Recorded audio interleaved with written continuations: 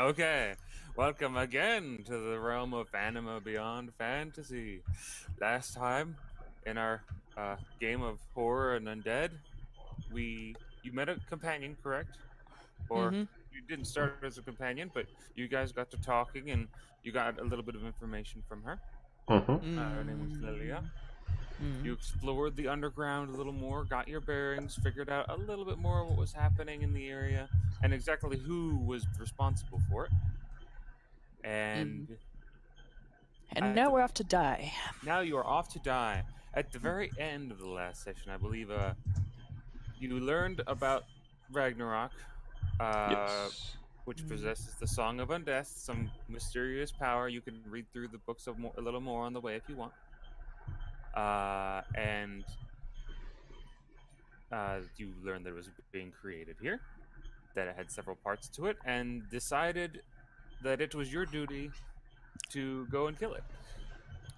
Yeah, duty. Sorry, I had Duty. to. That's okay. That is the best type of attitude to have when walking into the mouth of the beast and also thinking about fighting a god. Mm. So, uh, was there anything you wanted to do first, or may I place you Oh. on the route heading to? I think it's memorized, but like I want my character to remember, like, since we're going through the rich areas and the city is basically probably either deserted or people are in hiding or eaten, and there's probably not a lot of guards about. She wants to remember the places that has the most powerful and valuable items, places that have the most valuable and powerful items that she's been looking to steal for a while. Okay, I thought we were going through the underground to get those. Ah, that is what I believe to be so. I Yeah. thought you were trying to remember, like, where does this underground passage intersect with those rich areas? oh yeah, that works too. Yeah. Well, if you want, you and Jorl, because Jorl has the high intelligence, can roll intelligence rolls just to sort of gauge where you are underneath the city. But I have nothing either memor. way, you will see it on this map, so you will know. I have nothing invested in navigate, so that should be fun. Yeah, me Well, neither. navigation usually requires stars, but a really good navigator can probably do it just by the number of feet or steps they've taken. Jorl, not looking good. Ooh. Actually, wouldn't this place have a map? Wouldn't this place have a map? Have maps?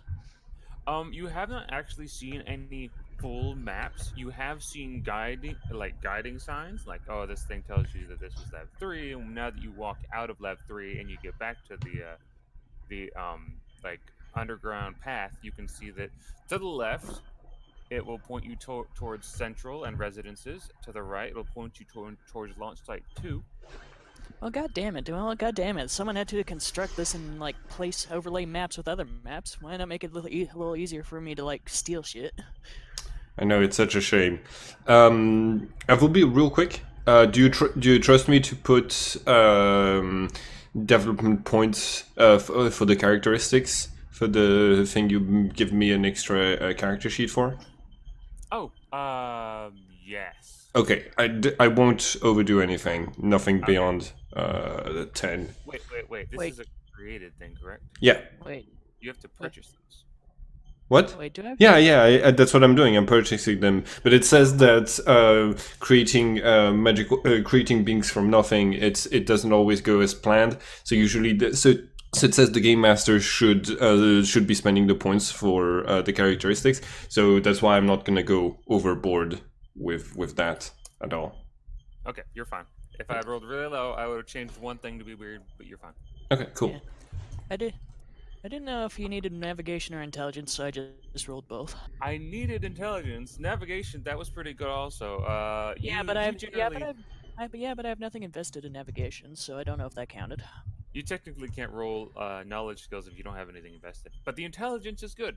You can Okay. sort of tell, hey, this is you're getting into the ritzy part of the city as you do that curve, like past the dead bull, and Mm-hmm. go north west. Mm-hmm. Yeah, because it's like, I remember which way we came from, and I get a general idea of how far we've come, so this should be in this general area, so if we go this way... Yep. Ooh. If you had any type of digging material, you could unearth yourself in some really nice territory for stealing. Ben, go up there and dig a hole. No, we're in a hurry. Don't do that. We're in a hurry. Yeah, but we You- could. Yeah, but like, think of all the powerful and expensive items we could use to hopefully not die. Like, some people might have like a potion where you regain a lot of health. Most Think people about don't. that. Most people don't have supernatural art. Wait, you've been to more houses. You've broken into more houses of people around here than I have. Do people really have magical items like this just laying around? Do I roll? Do I roll a memory check to see if I remember if anyone has anything particularly valuable? No. You know that they don't really have them like lying around, but between you and Tavi, it's not exactly unusual for a more powerful family in the city to have something like that. Well, And not. Yeah. So what do you say? so I say to the old man, well, not just lying around, but I know but I know a couple powerful families here that have the money to get some really good items. Hmm. Though a lot of the families here are dealing with like underhanded Zombies. tactics and politics and yeah, but they're also sort of violence is a necessity in this principality, and everybody wants to get the edge they can. Hmm. As you come up this tunnel to Central, and you see it, there's a big sign right over it, and like a dual platforms on either side. It seems like a much larger area. You everything is lit up. You see to your right, there's that sort of door, and then a smaller door that's sort of like in a bunker, very similar, sort of like mimicking Lab 03. Hmm. And the sign on one far wall, the one you're looking at, like on your left, actually shows that in three directions. If you go straight, you end up going to launch site 1. If you go left, you go to Lab 02. And obviously, pointing back, it'll direct them to Lab 3 Mm. and launch site 2. So which way are we supposed to go again? This is central. This is where that you were told Ragnarok probably is. So And through that door, yes, through that door on your right. right? I would like those with magic to make magic appraisal checks. Okay. Mm. Uh, 10 minutes look of my notes from last session before I realised on the drive I don't have on me. also, real quick, has it been half an hour? If you walked, yes. I don't know if you were if you were roughing it, like rushing, no. I don't know if I would have been able to sustainably run the entire time, being so old. But I do have. Hold on. Just give me 1 second. I'm gonna roll first for magic appraisal. All right, thank you.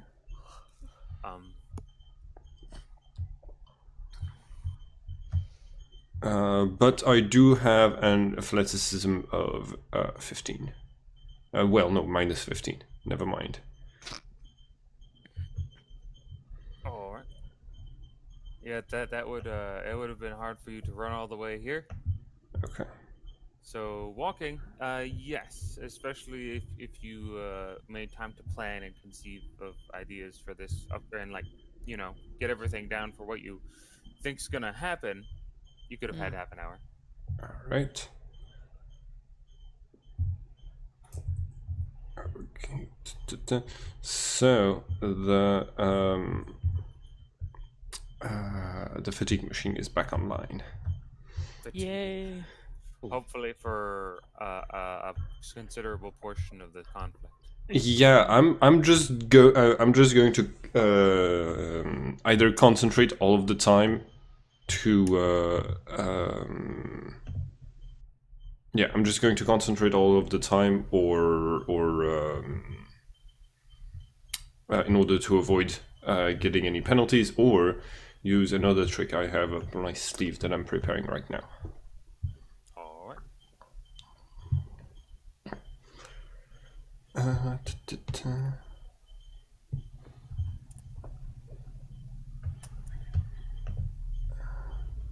Okay. So we should just try to go through the door.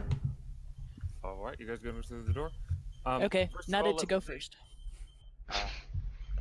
your magic appraisal checks.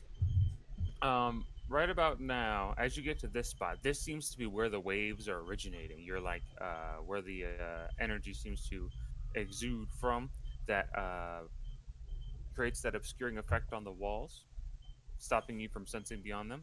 And as you get to here, it's more or less constant. The off moments are just light flickers. However, still, as Omen comes around this corner, she notices like the occasional like odd wafting of magical energy through the door there. It's really hard to tell what it is, but it's not that there's something past the wall that's magical. It's that something magical is actually just filling the air behind this wall and can spread outwards whenever the shield goes down. Hmm. That Seems is. there might be an enemy nearby. You can identify that the magic is of a necromantic nature, but this seems obvious. Okay. Well, here we are. Um. Oh, Ben is. I'm Ben. Yeah. I'll Yeah. open the door Okay. with my foot. Wait 1 second. I say we take 9 seconds to prepare, and basically I'm gonna Idarid is gonna start accumulating.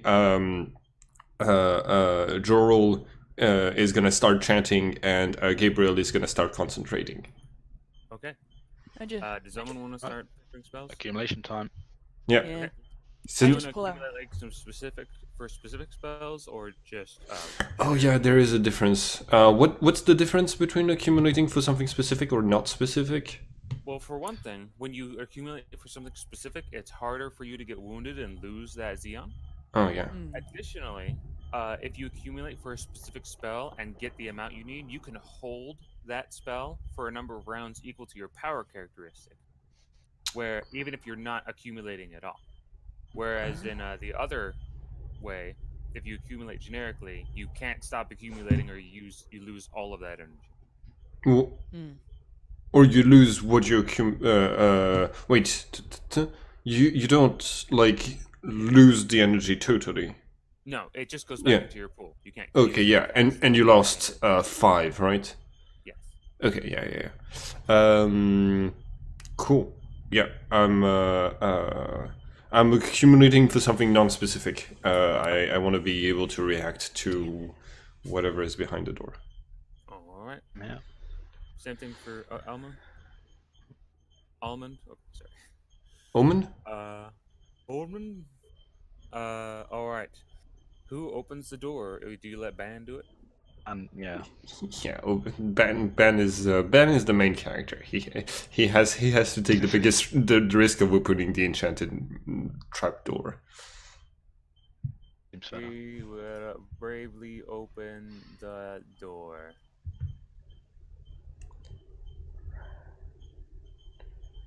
I'm placing his token in front in the battle map that you will soon see. I'm placing you guys like around the edge. I hope that's okay. Nope, that's the wrong map. There we go. Can everyone see? I'll bring you to where your tokens are. It should be pretty dark. It is pretty dark. It shouldn't be that dark. 1 second. It's totally dark for me. It's completely dark. Can you guys not see? No. Let me check. Ah. I need Okay, this. Okay, back. Yeah. Welcome back. I think My I've internet done far decided. big. Yeah, my internet decided to take a colossal shit at the perfect moment, just as we were about to kick down the door. I see myself. Oh, and oh, nice. Okay. Hey, quit moving. Huh? Quit moving. Ah. Okay. Sorry. Get back out of that doorway. It's this. I'm also giving him sight, even though he doesn't need it. But if you were right beside him when he opened the door, that's fine. Wait, are we supposed to see the window right here? The window? Uh, Yes, the, yes, yes. You're supposed to see through that. That Okay. Oh, I don't see anything. that this is actually the same area you went through in the other one, just mapped out. And to the right, that is the dining area I discussed, where there is like a counter, and then beyond that, this wall right here is just supposed to be that counter there. Okay. Um, but yes, he opens the door, and immediately everyone, even the people who are not able to see magic, notice that the air is oddly. It's sort of like looking through gasoline, like that evaporating heat uh, distortion effect. Yeah. Only it sort of coats the entire room. Everything is just sort of wibbly wobbly beyond the door, and that sort of flows out into the station. Okay. It is all of a magical nature, though. It doesn't smell of gasoline. For anyone who would know what that smells like, I don't think that it's invented yet. It might feel one might even assume that there's illusions here based on the distortion of light. It would be so. However, from what Omen can tell, it is only necromantic-based energy.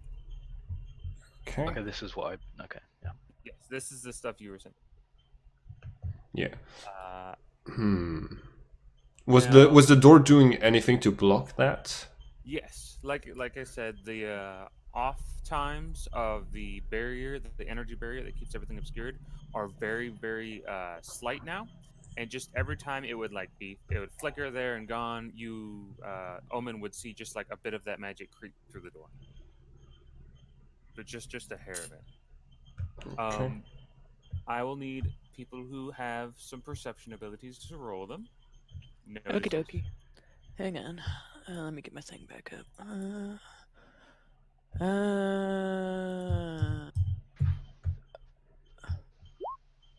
Okay. Meh. Perception. Is that just like perceiving It thing? is an auditory perception check, by the way, so you would not take any. Cool. So I rolled with notice. Yes. Plus 50. Awesome. And Alright. here's a miss. Wow, we all rolled Everybody in rolls a little. Everyone except Ban. yeah. Fucking Yeah. pan. Everybody rolls a little low. In that case, as you sort of just like peer into this room, you can sort of try to figure out what this strange area is. Jorah will hear it first, but just by the faintest like sliver of a second, he hears something heavy walking near the far back, the area which he knows all the way down here. In the other lab, went to the overlooking observatory. Yeah. That the area that overlooked where they created that one arm of Ragnarok. Ah. And Did we all hear that then, or just Joel? No, just Jorel, and then oh wait, no, you're the one who got the one. Wow, you all got Yeah, very similar checks. difficult. Yeah. I thought that Yeah. was just Genus and Jorel. Jeez. Okay. So yeah, you'll all hear this at about the same time. If you guys want to make any kind of, do you want to do anything? It would take an initiative roll to even do anything before whatever it is comes around that wall, right? Well, I have both my daggers drawn at this point, so And everybody's everybody's charged. Yeah. Yeah, Actually- we've accumulated for like 3 turns before even opening the door. Actually, can I stealth? Can I stealth so I can try and get that bonus? What bonus? Stealth bonus for a sneak attack. Sure, if you want to. Yeah, I'm gonna try and roll a stealthy thing. Okay. Yeah. What the fuck is stealth? Okay. Fatigue. I'll spend 2. No modifiers. Ugh. That is still not bad stealth. All right. You are very quiet. Do you want to stay around the corner so that you wouldn't be immediately seen by anything in there, or do you want to rush in? No, I wanna stay around the corner and ready an attack for when whatever comes around. I stab it in the neck with both daggers. Well, it's a little far away, Yeah. but understood. You may also roll a high check if you'd like, and you are tucked away around that corner. In the meantime, everybody is charged and ready. Yep. I'm gonna have Omen transform if upon hearing whatever's at the end of that corridor. All right, you guys are very prepared, guns ready to go and blazing. Yep. What comes around this corner? At first, from the one side you see, it seems to be a man, a very tall man in a suit of spiky armor.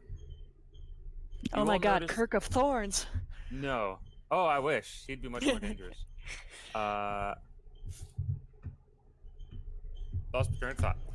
A man covered in spiky, sort of almost organic-looking armor. He wears a massive helmet that covers his entire face. However, upon that helmet, there seems to be this circlet made of gold. And Omen and Idared, if Idared cannot use her magic senses, but you can if you have them, Jorel, because she's inside of Jorel. No, I think they would have both been deployed for this fight. Okay, deployed. Yeah, you were right. You were talking about charging. I'll deploy them now. Both of you can see that this thing on the top of its head, this sort of golden circlet, seems to be the source of whatever this odd magical aura is. Okay. Oh yeah, I can see the aura when I move around stuff sometimes. You can. I'm gonna give control of this to you. So, and Omen, you transformed into what now? That's it. Farron transformed again. Oh, okay. To Oh, oh yeah. So you got the image for the soul form now. That's cool. Yeah. And the new image for The one you. for Omen as well. Yeah. Yeah, it's nice. Oh wait. I did it. Which one's Omen? There's Omen. I gotta delete this one and replace it with. What? Oh, it's because I still get to use that token. Nice.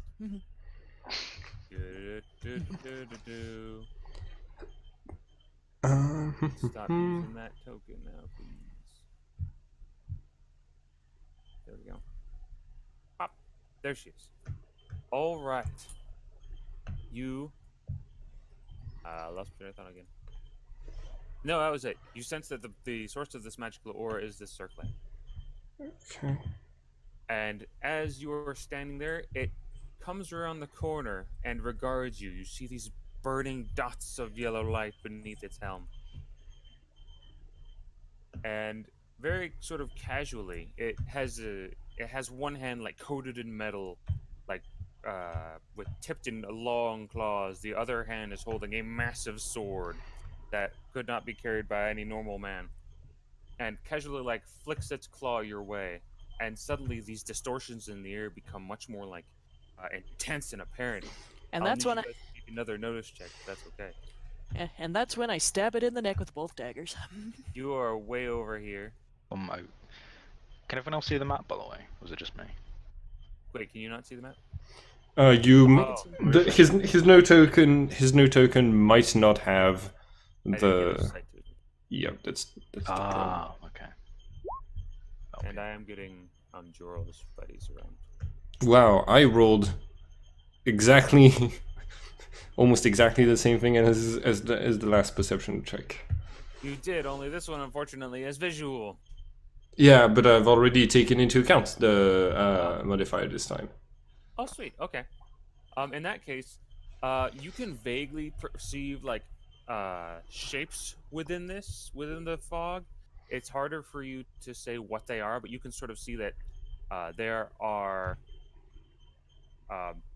concentrations of it that move through the air. They seem to go like immediately splitting between or down these hallways, and then another one sort of swings around towards you this way. Are they humanoid shapes? Are You they... cannot tell.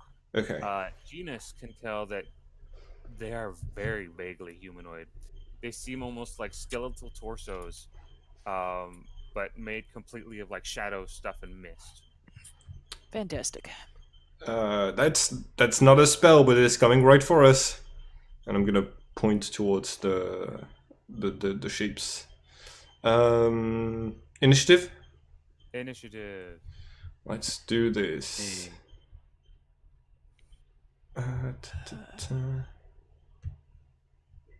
Okay. Can I have the tokens for my other two, please? Yes, I will give you vision of them. I think they're just out of the light. And also They're there. They're just right behind you and out of the light. okay, thank you. And also, we don't have This thing. yes, this thing. Thank you very much. All right. Let's see. Stages. Get out of here.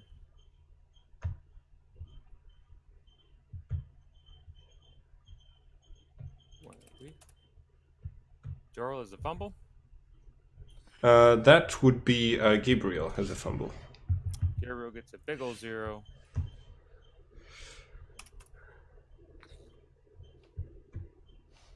Oof. And Idarent gets a 4, so it's nearly a fumble as well. Wow. It's all right. They aren't going to be shooting things. Well, they are. No. We are fighting something pretty big, right? Yes. Whoa, Omen. No.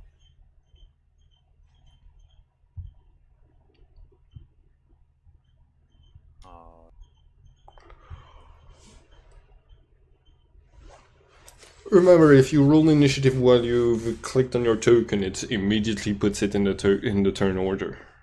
Oh. Ah.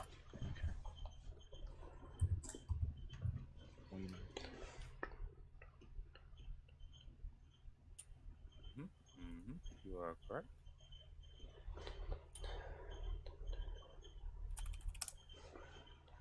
Yeah.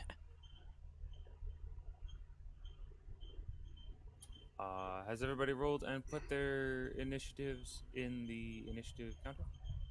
Initiative counter? How do you do that? Let me sort you guys to make sure. I put your initiative in there. Sorry, 183. Yeah, 183. All right. Now, Bon is the last one. Sorry, I gotta figure his out too.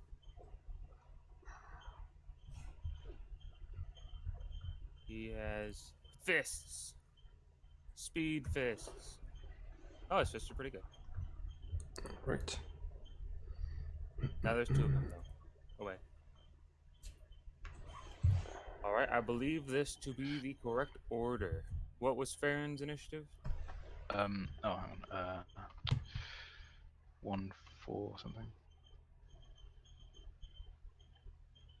I gotta give your new token its tracker. 4-7 for phone and 1-1-7 for home. Yep. I'm not even on the board. You're at the top of the board At 145? at 183. Am I the only one who's able to see that? It's because I don't see myself on the that. turn I order. need to clear it. 183. And one second. Okay. There we go. Now we have the correct order. Genus. You are the first in the order. However, if you emerge from your hiding place now, you will inevitably cross directly into the line of sight of the creature. Well, can I sneak? How can I sneak up on it and stab it in the kidneys then? It would be very difficult.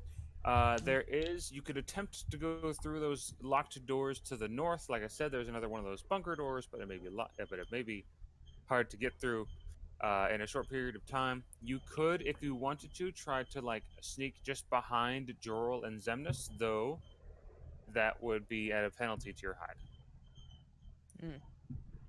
Well, can I sneak attack with my sun dagger? You could pop out and attack with your sun dagger, yes. Yeah, and would I get bonuses? It would take penalties. Penalties. Eh.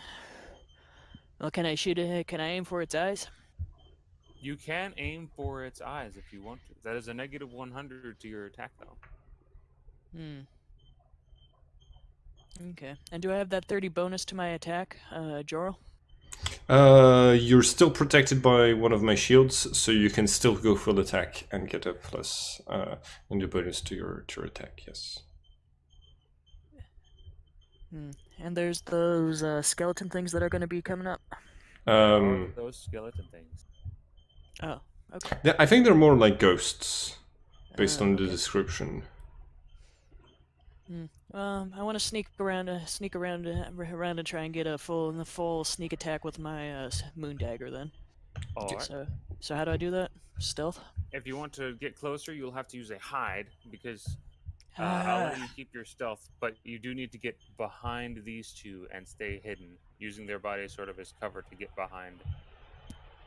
Get behind the this- creature. Get behind this wall. No, the creature's very far this way. It would be hard to get by the creature until it gets behind the creature until it gets closer. Can I just wait for the creature and then do a sneak attack for the creature to get closer? Yes, if you'd like to, you can just wait for it. Yeah, I'm gonna wait for it then. Pass. All right, passing your turn. Xemnas' turn. Okay. Real quick, Omen's meant to be next, but since, also Favin is, but isn't on the tracker. Yeah, their tokens are not on the tracker. Can you guys not see Omen? This Omen's on there, Favin isn't. Okay. Fair. Yeah. What was Farron's? Wasn't it 107? 147. 147. Yeah. Cool. Okay. In that case, Farron. Farron's turn. There Yeah. we go.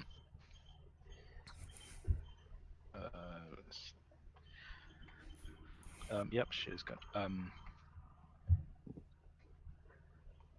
Fly over to there, corridor, and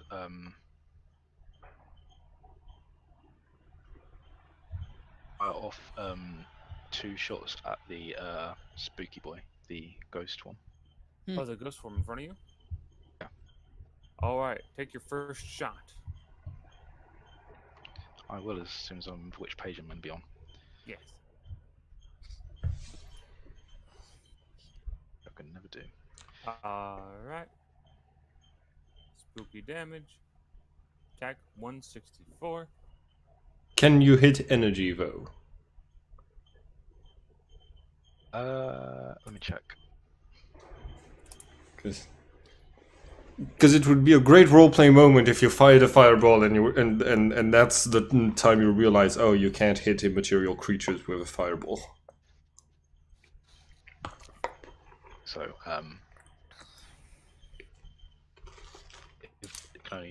if only energy can damage it, then yeah. All right. In that case, you level your wing at this creature, fire a tremendous gout of flame, and the thing sort of distorts, trying to avoid the attack, but it passes through, and the thing doesn't actually look damaged at all. Or even to have been lightly affected by the heat. Oh crap! So we're gonna need Zenmus to kill those things. What about any of the magical stuff we picked up? Like the magic pokey sticks or the surgical things? They transfer energy, but it's not the same thing as being able to touch. They transfer magical energy, but it's not the same thing as touching ghosts. I don't have any spells that can touch ghosts, unfortunately. Well, my idea was that we overload it and it pops like Slimer on Ghostbusters. But well. Fill it with Xeon. Yeah, until it pops. It is not a bad idea. But ghosts don't generally run on Xeon, sadly. It's a different energy source. Lame. Or slime. Okay, Omen's gonna call Farron to move back, which is not actually gonna do. Just and what is the penalty for is there a penalty if I have independent attack to change targets? Are these natural ranged weapons? These are natural ranged weapons. I believe so. I believe it's a -10. Okay. Oh, I have my stinking GM screen right here. Scared my cat. Sorry, Jerry. Mm, the penalty for changing a target is -10. Yes. Okay, good. Included in the final roll, which Ooh, is 2d5. nice.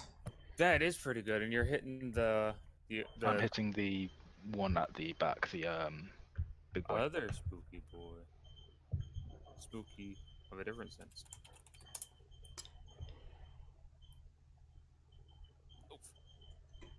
It's such a shame I don't have the special effects because I didn't create this this game. I could have made a nice fireball effect.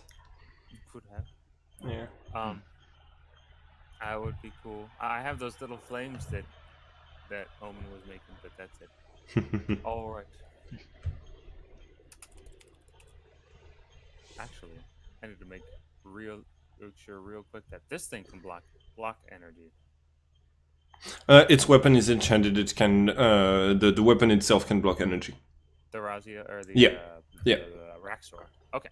I was not sure if that was. It's a high quality weapon, a cursed weapon, and I'm pretty sure it blocks energy. I can check for you if you need to. Well, if you'd like, go ahead and check. Yeah. It does not say in the thing.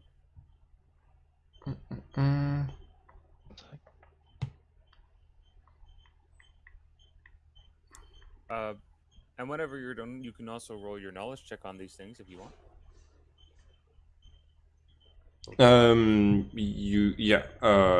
was gonna do that on my turn. Okay, that is a good idea. I do not see that it can deflect energy, so it is going to have to attempt a dodge. Yeah.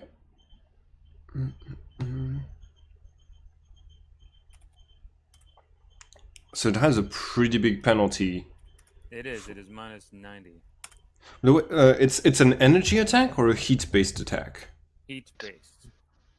So Energy, you could hit the other thing. yeah, you can still block. You can still block cold and heat-based energy attacks, even if you can't block energy. Okay, maybe Pretty I was sure. thinking area of effect attacks, because I know the area of effect attacks, like fireballs, even though they're not hitting energy, you can't block them very well without a shield. Yeah, you. It's better to dodge area attacks. All right. In that case, it sort of casually raises its massive blade, and the fire just parts around it, scalding the wall and the floor to either side. Yikes. And now, is that it for Farron? Yeah. Okay. Zemnis' turn. Van the Unkillable is going to go tearing forward and clothesline this ghost. Okay, good. I'm going to ensure that he has that. I'm 99% positive he does. He does. Okay. Oh, that's his whole thing, is that he can punch through anything. Yeah. Ooh, this is a longer way than I thought. He moves. He does not have the ability to move that fast. But he will get a good portion of the way there. And now it is the ghost's turn.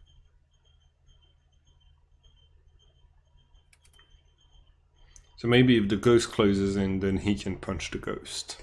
Oh yes. The ghost is going to sweep closer to him. You can sort of see it like reaching out as though it wants to strangle him.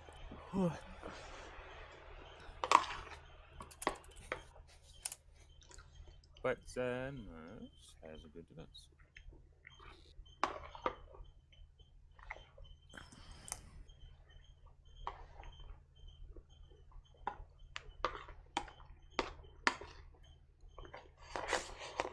Alright, that's counterattack plus 10.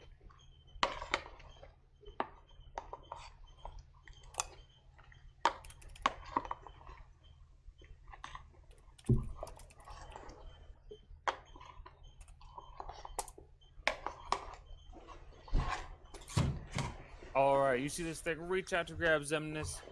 He sort of like waves his hand, throwing aside the skeletal arms. There's a little bit of like cold, like paleness that touches his hands as it happens, as though that skin is now dead, but he takes no serious damage, and then with his other fist, whacks it in the side of the skull. The ghost skull, mind. And then I'm going to allow him to prepare an action to take his second attack. And he opens it. Mm. He has humanity. Nice. Jesus. Alright, that's 140. Pretty sure that ghost just exploded.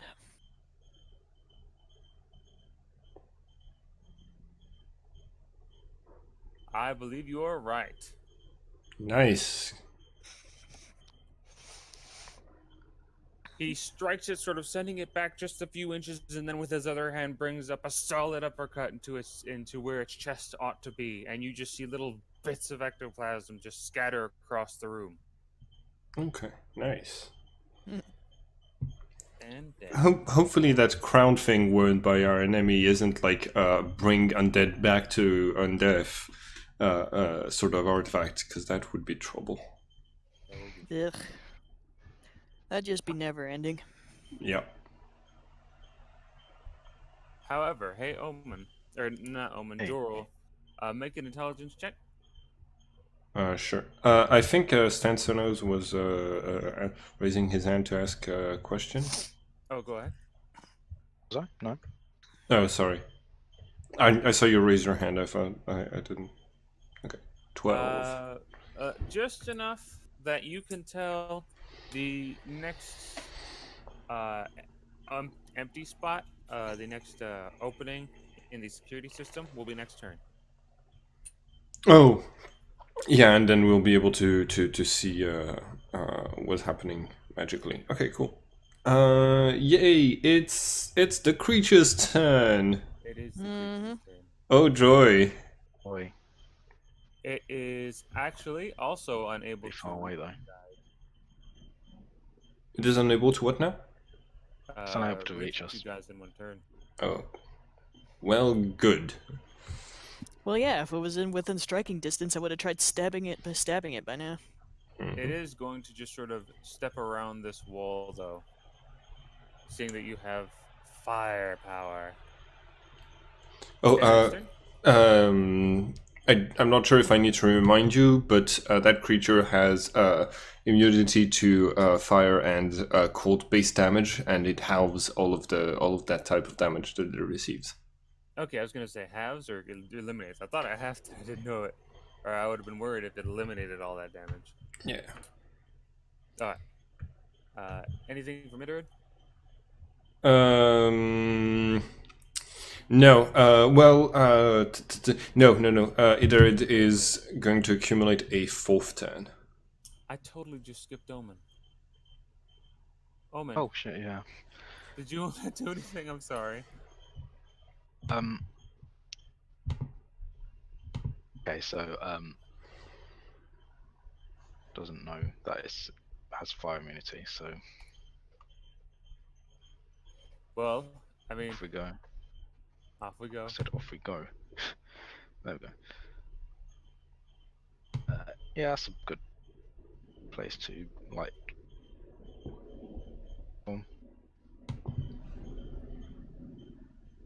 I cast intermediate fireball All right, directly at the thing in the back. at the creature. Yeah.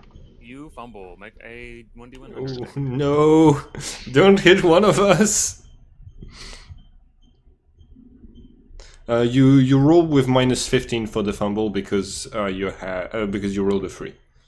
Actually, those rules don't go with the core exit version. Oh, okay. Either way, though, it is not a critical fumble. Yeah. No, it's like 90. It's 4. Your fireball just goes off in a weird direction. You sort of toss it, and in mid-flight, it begins to like spiral into embers. Sort of washes over the monster, giving him like a nice little like breath of warm air on its cold, like disgusting skin. I call that was a warning. Let's just pass, or the next one will hit you. Mm-hmm. Intimidate roll. Yeah.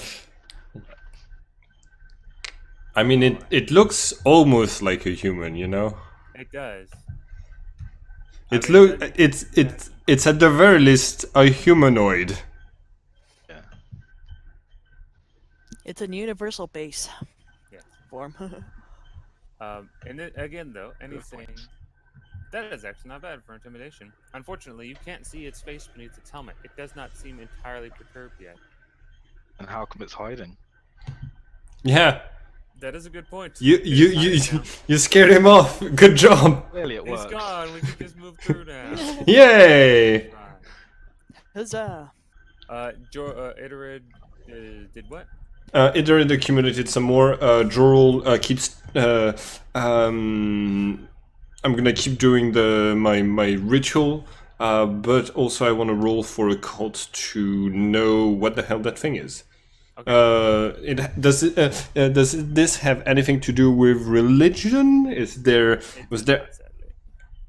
There was nothing about this sort of creature in my ecclesiastic studies. I take it. Nothing specifically about the make of the creature. There may have been like references to such a creature in certain religious tomes dedicated to the foulest type of heresy, but nothing that would help you in this particular scenario. The That what? is The, very the bad. what type of heresy? The most heinous type. Oh, Necromancy. that is not what I heard at all. Oh, We're in the necromancy den. Of course, everything's gonna be an abomination, and if not, it's gonna have a hand in the abominations. So. Yeah, Which is why we need to burn it. agreed. Okay, but I rolled 308. Do I know anything else about it? You get this glimpse of its body. It seems to be mostly armored, which actually throws you off for a moment because you've heard of a lot of necromantic creatures, but generally they nothing quite like this. Nothing with this golden crown. Nothing with that kind of motif. However, it does have along the left side of its chest this sort of indent in its metal. It sort of folds into its body, and in the very center, you can see just faintly beating in the shadows a heart. Ooh. And this does tip you off to the idea that this could be some sort of Raziel type, though obviously a modified form, so it may be more or less powerful than you know. All right. Was the original design of the Raziel in the Necronomicon also meant to be a bodyguard type? Like a sort of like. No, wait. Yeah, okay. Never mind. I'm confusing it with the bigger Raziels. I'm going to say this is an elite type creature, but this is not the Song of Undeath. Don't. It's probably just guarding the Ragnarok that we're after. This thing isn't Ragnarok? No. I think Ragnarok is going to be immense in size. I see. So that's what your roll does. Yeah, that's plus a bit more chanting. And Gabriel, did anybody spend any fatigue? I spent 2. Okay. Then I'm going to use the 3 turns I've been concentrating to help out with some psychic stuff. Okay. While he's rolling for that, Genus, it is the end of the round and you have not moved. And the creature's behind a wall. Would you like to take this time to rush forward to a better hiding position? Yeah, I want to go to a better hiding spot. Okay. So, what do I roll? Hide? Yep. And you, with your speed, you can make it. If you can't really see, but you will as you get up to here. These are doorways, and you can sort of peer in there, and you'll see other smaller laboratories. You could hide in one of those, You could just hide around this corner, around this corner. Okay. I'll You've probably recovered. just hide it. Oh, sorry. What? You've recovered 2 points of fatigue. Cool. Thank you. Anyways, I think I just want to hide around a corner where he'll come by and then I can stab him. Okay. Yeah, that's. The only way he's making his way, or the only way he can get to you that you can tell, is down this center. So either any of these hiding corners will work. It just depends on if you want to be closer or further away. I want to be close enough so I can fucking stab him. I haven't sneak attacked this entire game. I need to sneak attack something with my Moonblade. Yeah. Okay.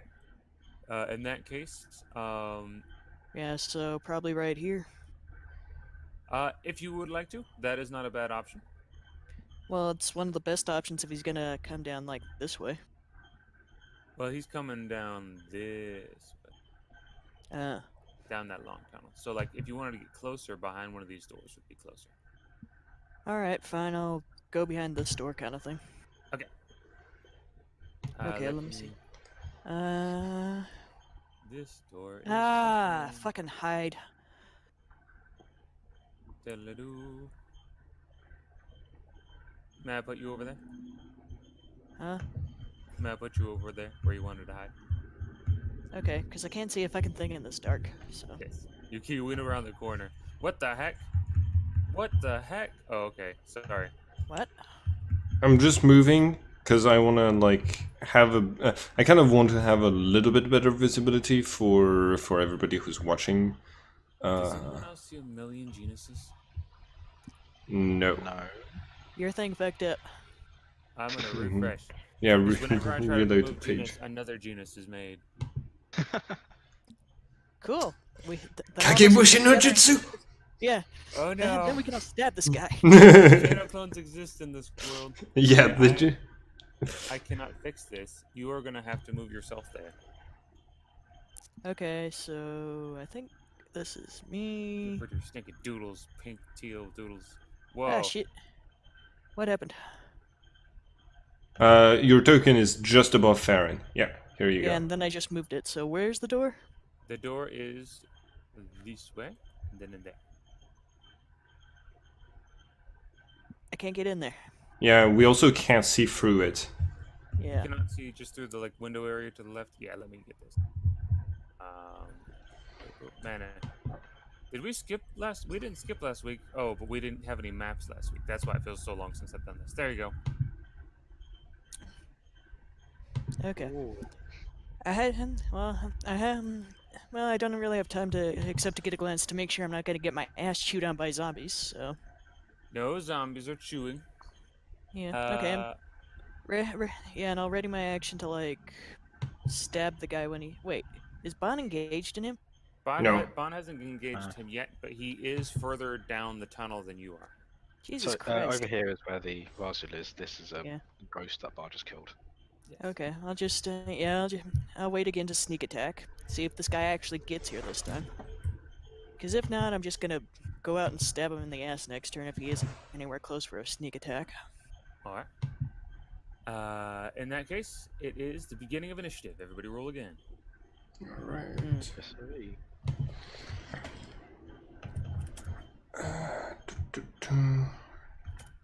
Oh, Razio fumbles initiative. Nice. Let's all use that to surprise him. Sadly, Bon rolls unwell, but Jorl, go ahead, punch him. Wait, hold on. Give me 1 second. That was Jorul, then Idared, and now Gabriel. So Idared should probably do an attack. Okay, so hold on. Did Janus run? Okay. Yes, Yeah, I did. Janus, you could just run up to him and surprise him if you wanted to. Okay, I'm gonna run up and sneak attack, surprise him, and stab him with my Moonblade. All right.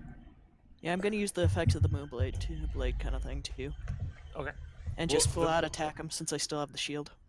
The Moonblade's effect gives you an AoE, Hmm. which would not necessarily aid in damaging him more. He is not a Yeah. damage-resistant creature. That only works on damage-resistant creatures.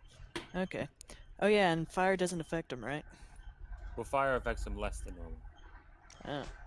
So, because I just had a great idea for how to use the moon dagger. It's like activate it just before it plunges into his skull so that the flame directly goes into his brain. That would be pretty good. Yeah. So can I do that? Um. Well, here's the thing. Not enough light. Well, no. Well, there isn't enough light for one. Oh shoot, you're right. There isn't enough light. Unless Farron gets real close. Did we decide that worked? Fine. I'm just gonna go. I'm just gonna go up to him and stab him. Where is he? He is around that corner in front of you. Fucking! I can't see shit. No. It's that corner right here. Oh. See, he's hiding. Hello. Okay. Okay, I just go up to it. I don't activate my blade. I have both daggers in each hand, and I don't. But like, I'm gonna like stab him with full-out attack kind of thing, because I still have the shield up. Technically, I think Iterate goes first, but go ahead. Okay. I waive my full-out- attack for you. Okay. Full-out attack damage. So roll that. How much fatigue can I put into it? 5. I'm gonna use 5. 5 And then- fatigue. Is there any place on him that I could that's like where I can like specifically stab him, or is he just fully covered in armor? Well, there is that sort of gaping, pulsing heart that he's got. Okay, I'm gonna stab the fuck out of that gaping, pulsing heart then. Okay. That's a minus 60. Minus 30 because he's using daggers. Oh, yeah, nice. Okay, so minus 30 from that then. So 228. 228. Oh my gosh! Let me make sure that that's no armor and not just less armor. It has no armor. Jeez. Okay, so that is 90% damage. How much is that? Your blades are 35 or 40?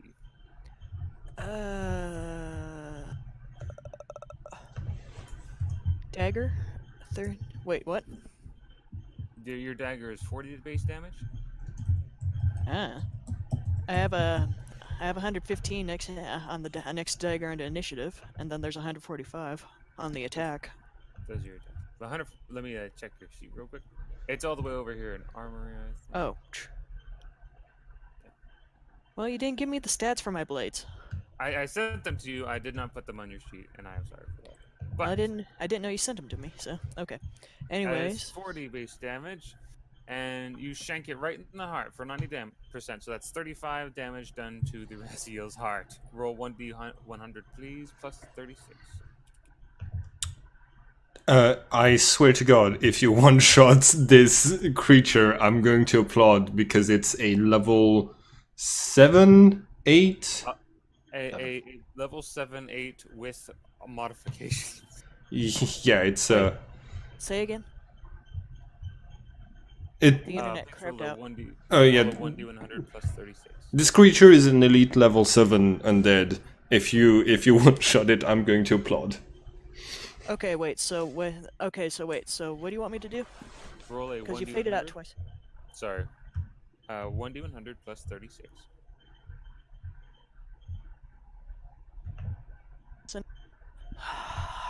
On the 100 Plus or minus- plus 36. Okay. Yeah, my internet's deciding to be a bitch today. So Mhm. plus 136 or 36. Just 36.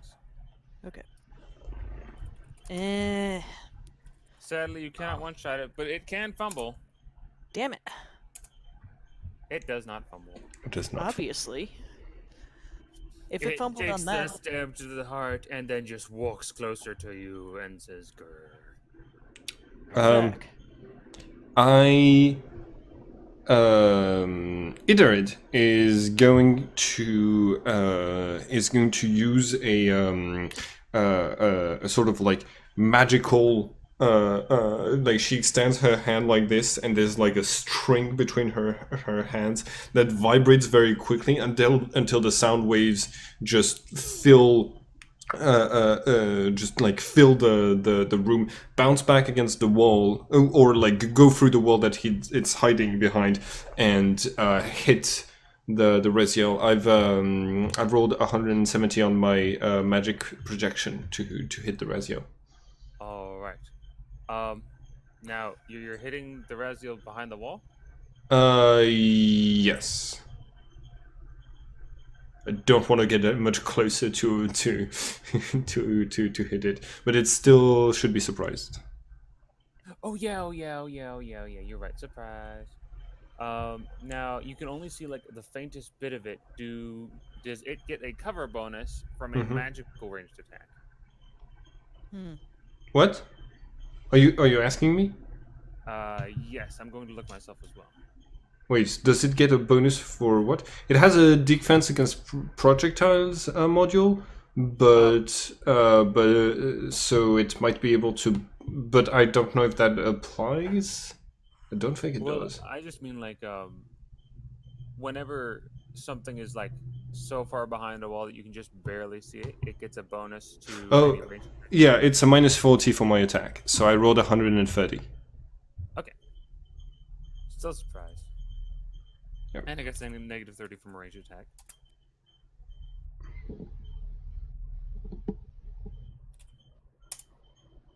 However, it does not quite manage to impact. Oh yeah. -30 actually. So it does, but I don't think it does any damage. My base damage is 20, but if I do any amount of damage, it's that's when the spell activates. You said it was 130 something? Yeah, 130 exactly. Unfortunately, it gets a 126, which Hmm. means the spell got caught up in its absorption. All right. Okay. Oh yeah, by the way, Abel. Yes. That was...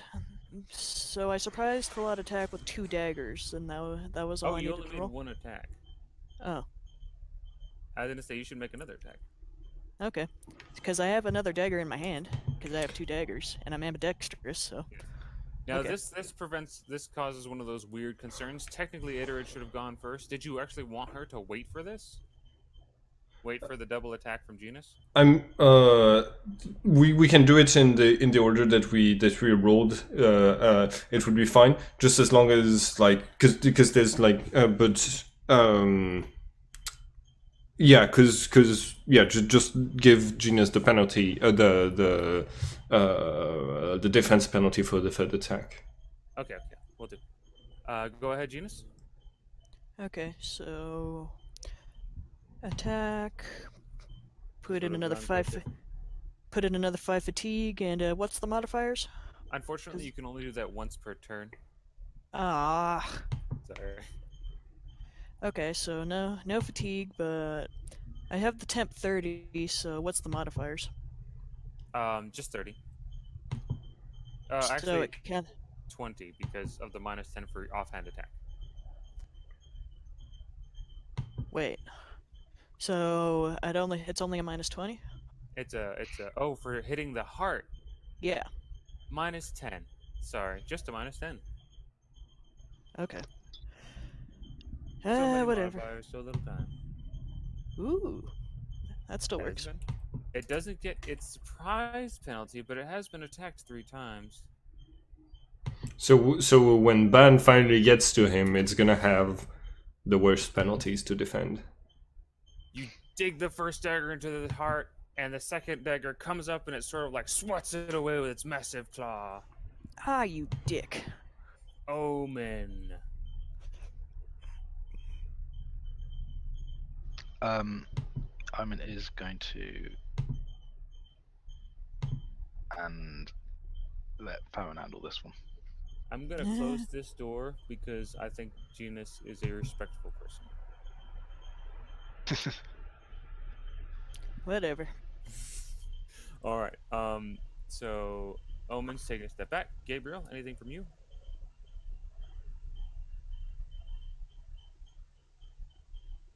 Oh wait, that's me. No, I'm only going to concentrate this turn because I don't want to take the risk of frying my brain again.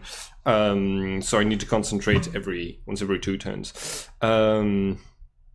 So it's Farron's turn. Yes, indeed. Farron goes next. What will Farron do? Farron's going to move. Go What is Farron's movement speed? Okay. Right. Okay. No, it's actually way slower than that. My bad. I have the movement speed and meters over here. Move up to there. Oh. Up to there, BRB. which is long enough that she's far enough that she's not going to shoot Van in the back, and probably close enough that or what that Jeans was stabbing it into the heart and seemingly hurting it. Yes. There is some blood coming out. So it is going to replicate that if I can click the thing. All right. It does get the plus 40 to its, or you get the negative 30. You said, Kedrick? What? Negative 30 for cover. 40. Okay. You do take the negative 40 because it is behind that wall. Yeah. Which is in addition to the negative aiming. Which is Wait. what? Negative 60. Oh yeah. So negative 100. With both those, so okay, that's not great. Oof. That's all right. That But actually probably actually strikes the wall and oh. Splinters a bit off. Actually, this is the turn, and Majorel knows it, where the shields are down. yeah. So that does damage to the wall. Huh. You like a little bit of light filters through now, and you can sort of see its middle arm through the wall. Ooh. Okay, I understand now. It's a shield that's on and off intermittently. It's not an anti-detection thing. It's a shield that's stopping something from emitting from the source, which is probably around here. Okay, that's good to know. Just don't care, still shooting. Actually, Keep shooting. use fatigue on that. Yeah.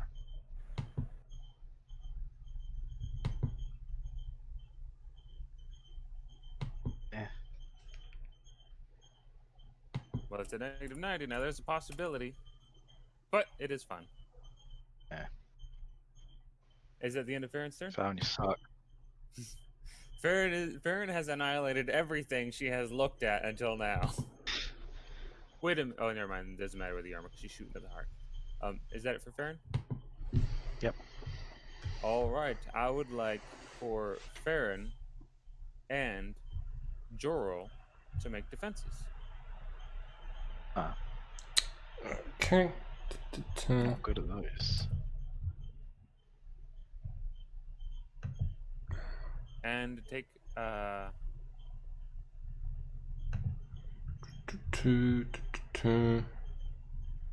Okay, so I got.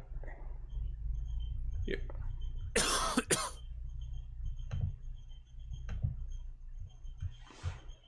Joro's is good. Oh, and Genus? Should. No. or- just Farron and Joro. Okay. Oh. Was that first one the 97 your block? Yeah. Okay. Let me take a look.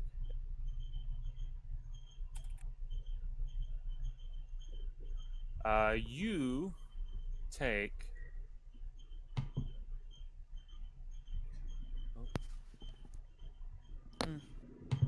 Sorry.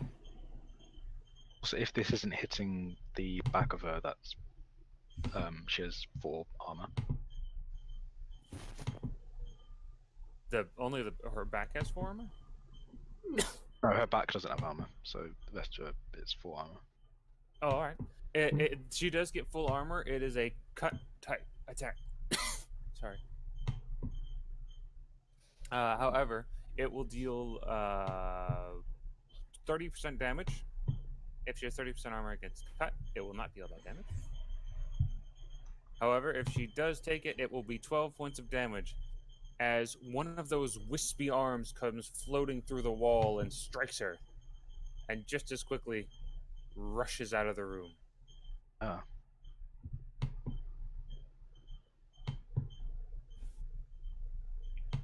The same thing happens to Joro, but Ghosts. Joro blocks it easily. Well, no, it blocks it for me. Itera blocks it for you. And this thing's going to swerve back out of the room as well. Anyone else watch Danny Phantom? Ghosts! Ghosts! There they are. Zenmus's turn. He is going to go tearing forward around Genus. Hello, Genus. And he's probably going to use all of his fatigue. He is going to. I'm going to even make him use Blood of Violence and a big full punch. Oh, by the way, when I saw the heart thing, did I mention to everyone that I thought it was probably its weak point? If not, I yelled it. I yelled it now.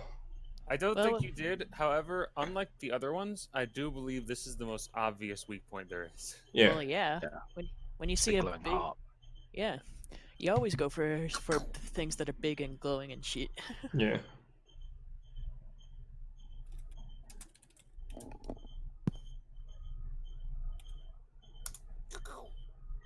That is his first strike. That is not minus the 30 he needs, but that's still 80% damage of 70.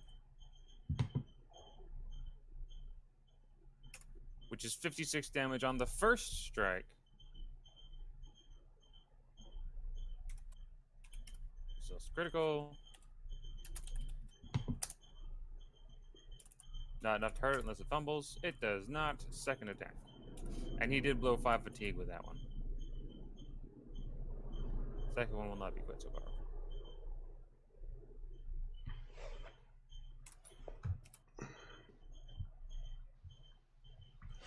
Well, I say that, it's still pretty good.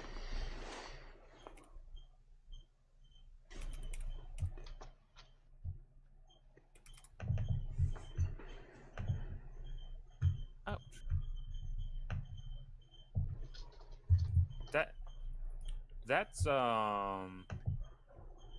That's not bad. Ooh. It does not kill it. Good. I was hoping that it would not kill it. Yeah.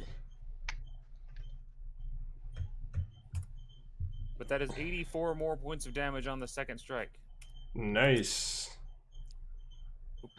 This thing still isn't fucking dead yet. No. We've been attacking its heart so much. It does get another critical. Wait, any critical on its heart should down it. It dies from that? Yeah. The vulnerable point of a Raziel archetypum is its heart, hidden in the left side of its chest under the heavy layers of obsidian plates. It is the core of the creature, and any kind of damage to it, however slight, completely disables the creature. All attacks directed at the heart, minus 60 to attack, that provide a critical, whether or not it has any further effects, immediately destroy the creature. Naturally, this weakness is a very well-kept secret among Black Sun scientists. Oh, but wait a minute. Then we've been doing this wrong. Its heart does have armor. It's actually like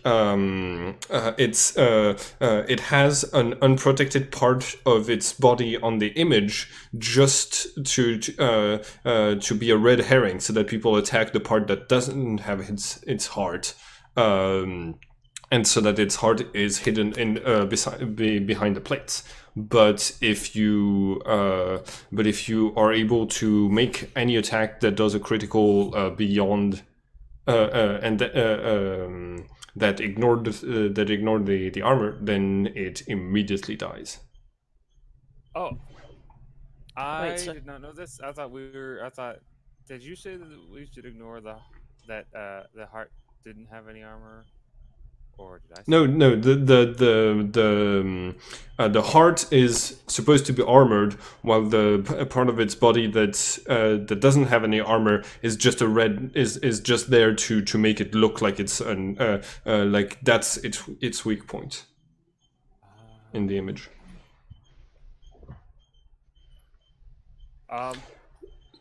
Custom Raziel. Okay. Wait, so does that mean does that mean I should have instantly killed it then? You should have instantly killed it. Yes. Give me my insta kill, you motherfucker. Yeah, It's too it, late. It stood up and did a bunch of crazy arm waving things when the time it should It have was been. dying. That's It fine. was dying. It's been dying. since there's a big, since it's already been an hour and a half and there's a big combat right after that, can we say that? I was gonna put to a player vote. Instant death. 1 for yes, 2 for no, in the chat. Wait, what? Stan, Okay. what? Vote One for yes. instant death. 1 for yes, 2 for no in the roll 20. Oh, I vote yes. To Okay, you can instant also death. just say it because there's only 3 of us. Yeah, stands. okay, yes, Yes. sure. Okay. I was undecided. But... All right. Time unravels. Everything seems distant and foggy, and when it resettles again, Bon is back here. There are no ghosts. Farron took no damage, and everybody just sort of remembers Genus running around the corner and a loud gargling sound, and then nothing. Yay. Well, that was fucking easy. I say as I reach down to take the crown off its head. Mine. Yes, it was. If the shield is down, can I have a look at? Can either have a look at what the crown does? Well, the shield comes up next turn. Like I said, now it's only like a single round of vision. Yeah. But you can walk right up to it and take a look at that crown. With the cessation of its life, you sort of can wait for a couple of moments, even up to a minute, like watching. Mhm. But that fog, the shimmering, actually fades, Oh. and so does the remaining ectoplasm from the one ghost killed by Zemus. So it is no longer an artifact, or it's an artifact I can keep and later down the line transform into something. It is an artifact that is no longer in use. So Okay. you can. It is tied. It is like welded to its head. You will need to. Yep, that's you know what a dagger's for. Yeah, that's what a dagger's for. Its head is very heavily armored.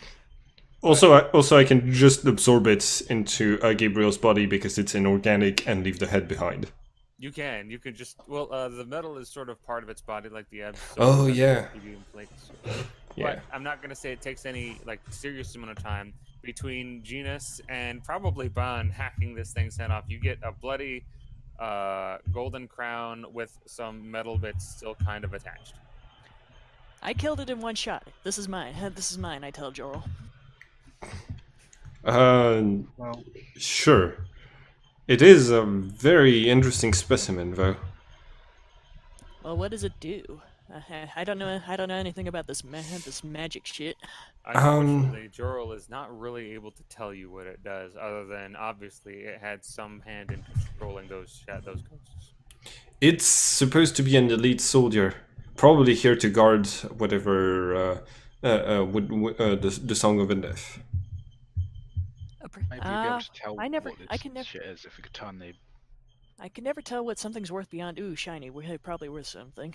If you Oh. want to, that's your appraisal. Yeah. It's not very good, but this is a golden crown, and by the weight of it, it's actual gold. Though, looking at it closely, there are like vague lines of black metal, sort of like running throughout its structure. And oddly enough, you think that unless you found the right eccentric buyer, that actually might decrease the value. Fucking necromancers, making my job harder. Also, I looked to Joro. Wait, so this thing was controlling the ghosts. So if we put it on our heads, could we control ghosts?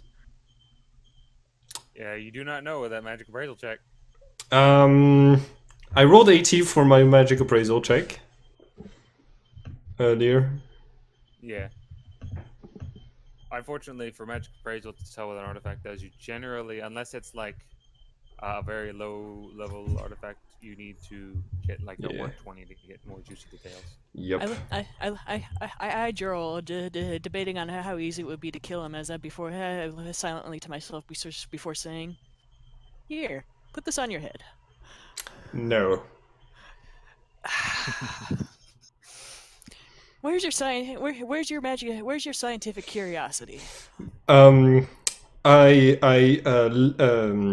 left it at home with my desire to die because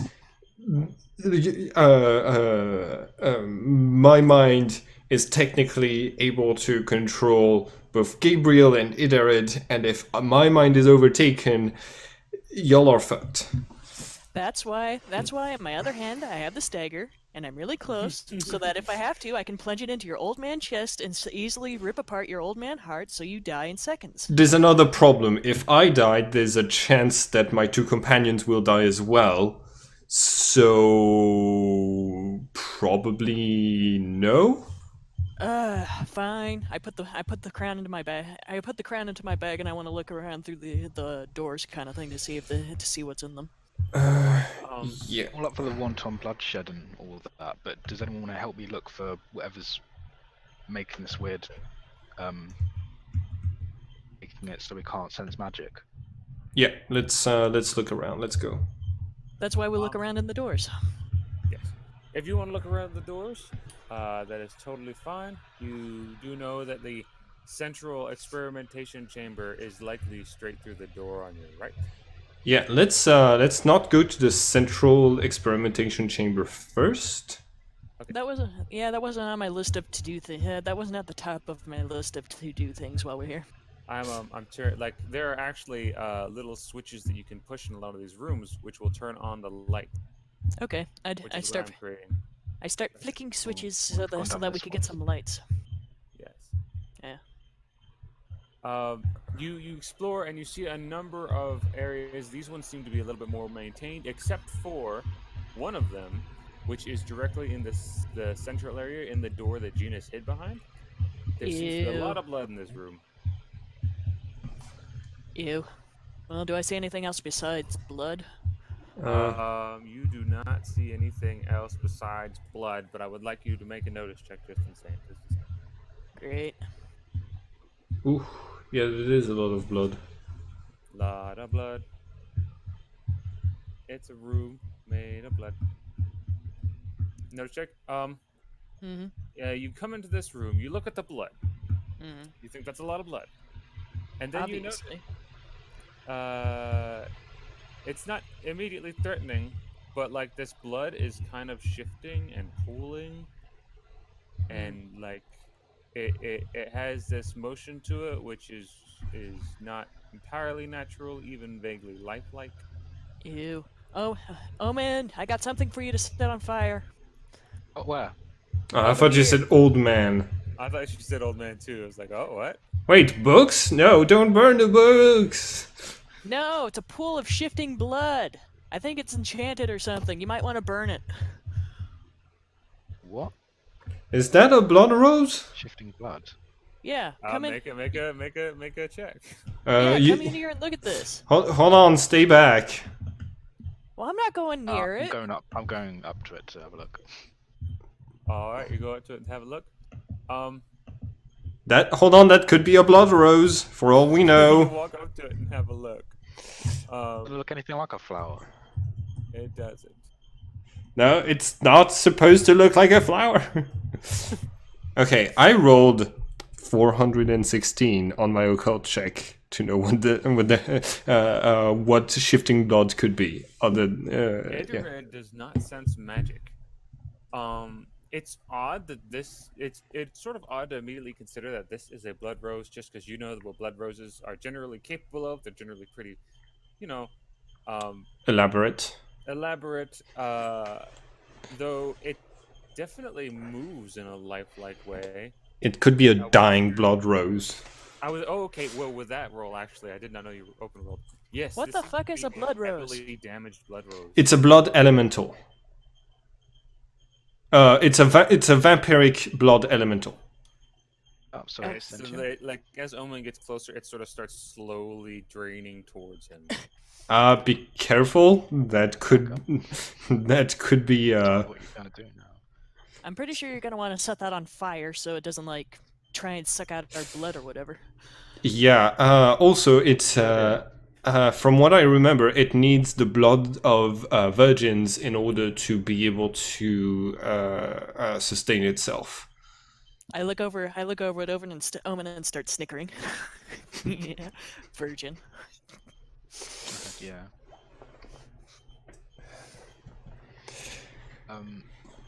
Yeah, Farron's gonna set that on fire then. Start a Is it on fire, fire? start a fire, start a fire today. Wait a second, you said this. Actually, she says to hold out on that. She looks to Joel and says, "This thing's sentient then." About as much. Yeah, it's sentient. It's supposedly. Wait, hold on 1 second. Supposedly, it's one of those things that it's a type of elemental that was came about because Vitalas, vampires, in regions of the world where Vitalas existed for a long time, and they seem to be a reflection of them.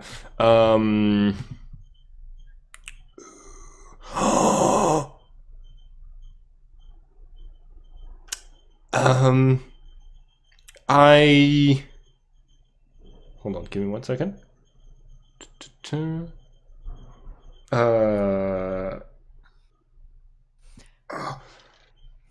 Genus. So what you're saying is we should definitely set this thing on fire. Genus, I have a better idea. I have a better idea. Yeah. Could I borrow one of your daggers, please? I need something that has that has a very strong spiritual presence for what I'm gonna try to do. I look down at between both my daggers. All right, use this one. I say as I hand over the sun dagger. All right. I start I point the dagger at it and I start chanting. How long? What are you doing? I am going to bind it. Bind it. Yep. What's that do? It's just going to disappear, but when you hold the dagger, it will be able to speak to you from inside the dagger. You're gonna fucking curse my dagger? I don't want some random fuck's voice in my head. First of all, I don't tell you that. Second of all, it's not technically a curse. It can just communicate with you until it gets released again. Oh, God. I don't want it in my dagger. You put it in one of your items. I don't have any items that has a strong enough spiritual presence. Oh wait, no, actually I do. The rods. Give me 1 second. You just bind it to yourself. Because I already have 2 familiars, and I don't take the familiar ritual lightly because it's a binding for life, and I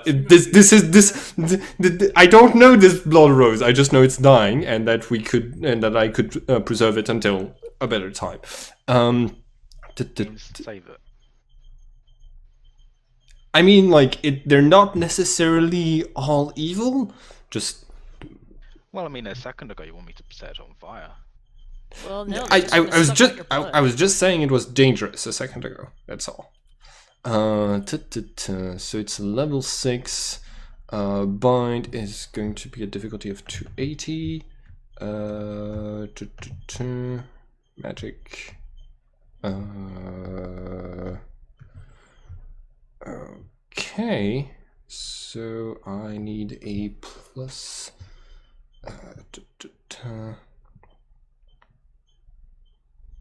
Oh, we don't have. I'm gonna take a minute to try and bind it, and hopefully I am lucky because I'm gonna need more than. Oh wait.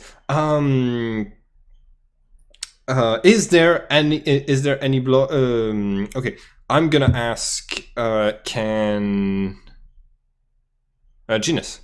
Can you go and just tip your dagger inside, like in the blood of the creature, and bring me back 1 drop of its blood, please? Fine. I hand you. Hey. All right.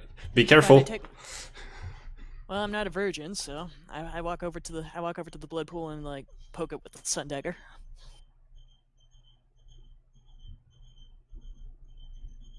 You come over there and you lightly touch it with the Yeah, I just like me. All right. You lightly tap it, and the blood kind of like it really unsettlingly. It's like holding a spider, a big spider at the end of a long, short stick, like sort of starts Ew. sliding up the side of the blade. No, no, no. Bad blood. I say, trying to shake it so it stays on the tip as I walk back to Jorgal. Okay. All right. And with the dagger in hand, I point it and I order its I order its flesh and blood to be bound inside of the dagger because it's not of this world and it has to be bound to something physical. And Yeah, you haven't told Janice up until now what you're doing, right? yeah, and in a flash of light, it disappears into your dagger. Yeah, before it disappears into a flash of light, I say, "Wait, what are you? You dick! What did you do to my dagger?"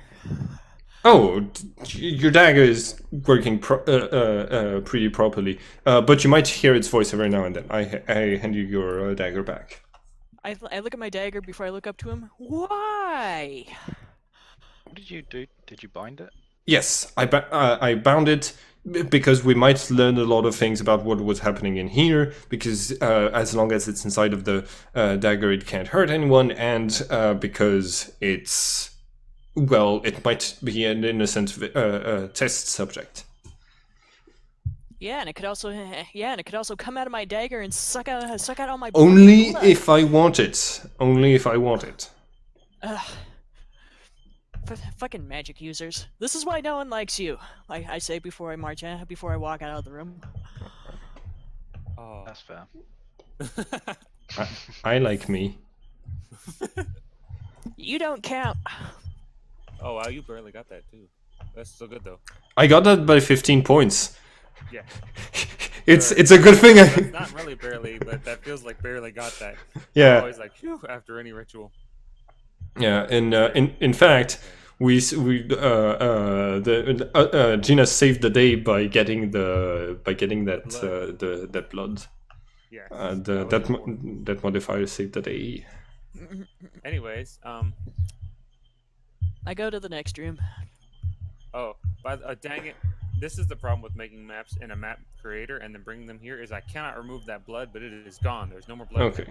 Yeah. Yeah, it happens. Okay. Wait, you said hear that thing's voice now? Are you holding the dagger? Yeah, I'm holding the dagger, and I'm looking down to it, waiting to see if like something sprouts out and like goes from my jugular and tries to suck out all my blood. It does not. Let's walk into it. However, as you're walking down the hallway, you do hear this like eerie whispering. Well, what's it saying? Make a just pure perception, 1d10 plus your perception. There's a dice icon next. Well, no, there. You can just click on the perception. 1d100 plus my perception. 1d10. 1d10. Or you can just click on the perception. Okay, I was gonna say 1d100. That's weird. Anyway, yeah. Perception 15. Nice. All right. In every language you know, you can faintly hear the word "kill" being repeated. Jarl, hey Jarl, What's it this saying? thing kills. Jarl, you're a fucking asshole. I say as I put the dagger away into its sheath. Okay, you do not hear it anymore. Great. All right. Where is your next objective? I'm looking for the next room that isn't the central final area where it has the last boss. Which can check. You know that the only chamber that's going to hold Ragnarok is technically the observatory is through this door, but that's not where you go. You got to go this way to get to the observatory or to get to the actual room. All right. I'm gonna look through the other rooms. Yeah, Make search check, please. What? Make search check, please. Search. 120. Well, now you say that's bad, but that's actually a pretty good search check. However, as you move from room to room, you notice that like there are a lot of you notice that the same sort of idea fits every room. You know, there's the central chamber. the doorway, which is sturdily made, and also like has that circle of black stone, like lustrous stone on the floor, on the ceiling. Mm. Um, it has that machine that you've become familiar with. That's sort of though you notice these ones are a little bit different. You know how they had that central orb and then 3 levers. Mm-hmm. There's only 1 lever on each of these. Okay. Well, did we hit all the switches to get the lights on so we're not in fucking darkness anymore? Yes. What I did not do is delete all of the doorways, which I will do now. Mm-hmm. That. Yeah, because I can't see anything. Yeah, we've explored pretty much. Wait, this is it? Uh, Alright. Alrighty. Gesundheit. uh, Nope, that's not what I wanted to do. yeah, I've explored pretty much every doorway that was open. Yes, sorry. And I have opened all the doorways so that you can generally see a little bit more of the areas if you want to look in again. But with that, man, Farron's just alone down here. You have explored most of these chambers and found that apart from the blood rose, they managed to clean most everything else up before leaving. The last other option you could look into is that that like the safe room that you found in the other area Mm-hmm. is locked in this one as well. The safe room? Yes, do you remember the area with all the crossbows and stuff? Okay, I'm gonna go to that and see if I can unlock the door. All right, make a lockpick and check. Mm-hmm. I know that I am well aware, and I'm gonna have to double his HP again next time. That Ban would probably be saying several things. I don't know if he'd be moving this along, but I don't know, so I'm not playing him that well. Mm. I'll ask James next time. And in the meantime, he is tapping his foot, leaning against the wall. That roll does not work, sadly. You seem to have like a great time with the doors in the last chamber, but this one, now you sort of understand. Oh, you got lucky. There's a notch in that one door. That's how you got the hook open. That's how you kind of hooked it open. Yeah. By the way, Damn it. Zemnis looks real cool against that wall. Mm. By the way, Zenmus did lose 5 fatigue if you want to restore that. So did Genus. Yeah. Sure. Wait.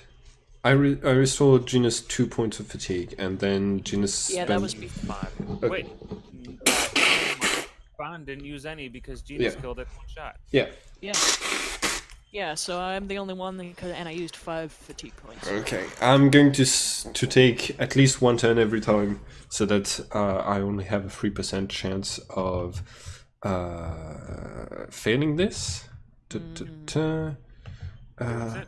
Alright.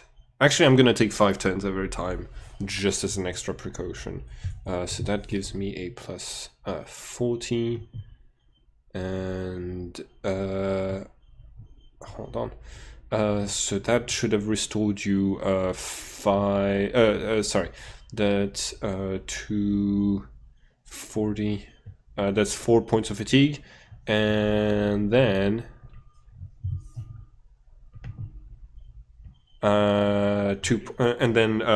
another 4. So you've recovered all of your fatigue. Yeah, because I got a max of 10 on the temp that you gave me, so... You were fine on your feet. Yep. Alright, you're set to go. You spent maybe 10-20 minutes like looking through all the rooms and healing up that fatigue. Oh yeah, can I get Ban to like knock down the door I couldn't open?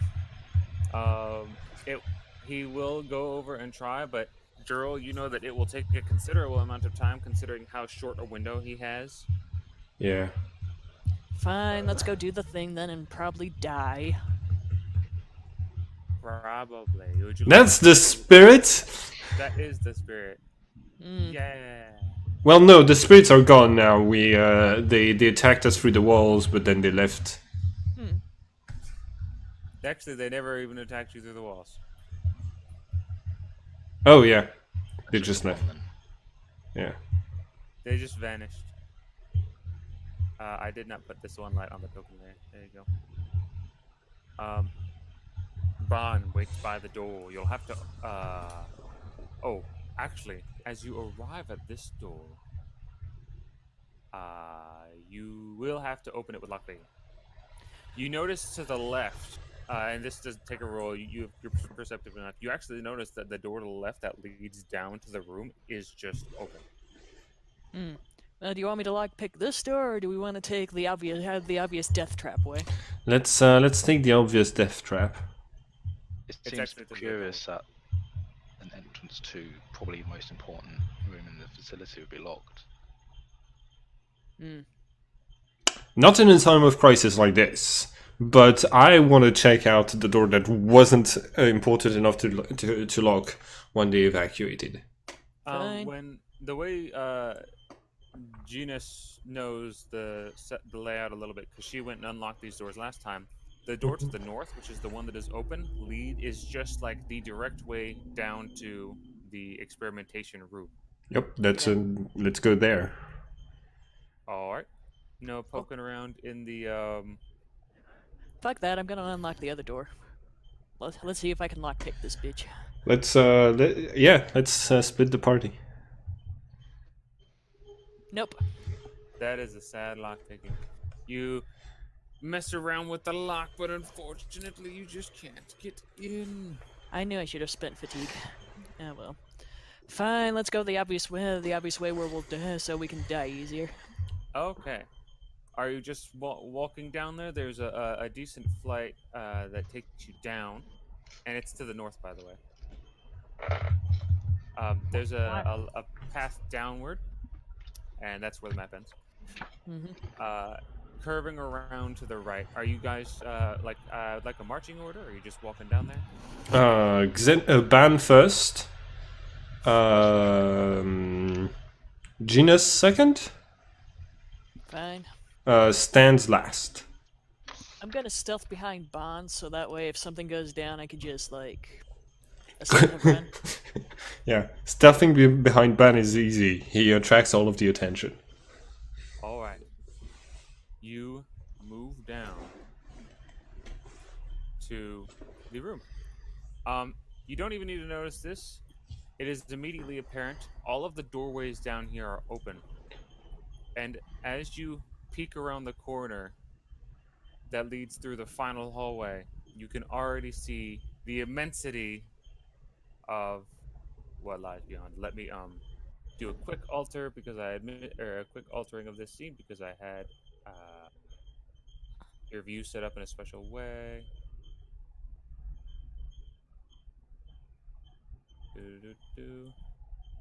How about it? Do do do do do. How about it? Do do do do. How about it? Do do do do do. Is that the theme song for just before a boss? That's the mood you're going for, Appleby.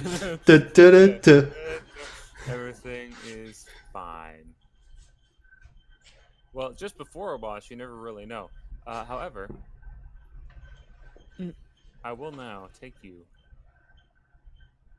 and unleash on a journey through time and space. No, just space. We'll also take. No. You come around this corner and you can already see it. There seems to just be like long, almost like tree trunk, roots of flesh sort of sprawling out along the ground in this chamber. You can see almost entire human bodies, which must have been very recently dead from lack of decomposition, sort of woven as in the picture that Genus memorized into this sort of spiraling shape. Two of them that sort of cross half of this tremendous chamber. Ah, fuck me. It's Uzumaki. And No. as you come around the corner, you can see that there's a massive, just towering shape that is sort of slumped right now. The body sort of like clasp hands around the center, the trunk that holds together all four of these long, like spiraling limbs. And at the very top, there seems to be sort of like this eerie platform. And upon the platform is this cage of bones. And within those bones, you can see sort of like a number of what seems to be a little pillar made largely of human faces. And Oh, I'm no, going wait. Fancy. yes. Oh no wait, it's not just Uzumaki, it's also the God Hand. Ba-ba-bum. Just for a size. I think this works. And I'll actually bring your tokens in here. Now, right now, only Ban is really going to be in this room. However, you notice something else. The initial shock of what this creature is and its immensity might take you a moment. It might take you a moment to tear your eyes, but likely Joro first notices that there is something else in this room. Standing to the south, just beside a number of those elevators, one of them actually an empty hole down which several cables spiral, is a tremendous armored figure, similar to the one you saw above, but much grander in scale and with no visible flesh at all. Ah, fuck. So these ones are the bigger ones made to be bodyguards. And then there's okay, so those tokens are the feet of the creature, right? Yes, these tokens are the creature's spiraling limbs, and that central one is its body. I do also want to make this distinction. These limbs, they are sort of, they don't seem to be taught. They don't seem to be like active at all. However, at where you would expect the knees to be protrudes a shaft of black metal, and attached to each one are these tubes through which funnels some sort of unusual black liquid from an apparatus on the ceiling. Ew. Oh gosh, I'm thirsty now. Coca-Cola. Coca-Cola. You fucking heathen, it's obviously Dr. Pepper. Can we have our tokens on the map? So Yeah. thank you. So I Going made up the left-hand side. Yeah. So I basically memorized the plans for this thing. Do I remember? So if I think back, do I remember how to maybe kill this thing? Intelligence roll. God damn it! But I memorized the shit. You did. And this is just this, like, your memorization was good. This is more you puzzling out how to kill it, because there was at no point did it say this is how you kill it, because that is not the point of the machine.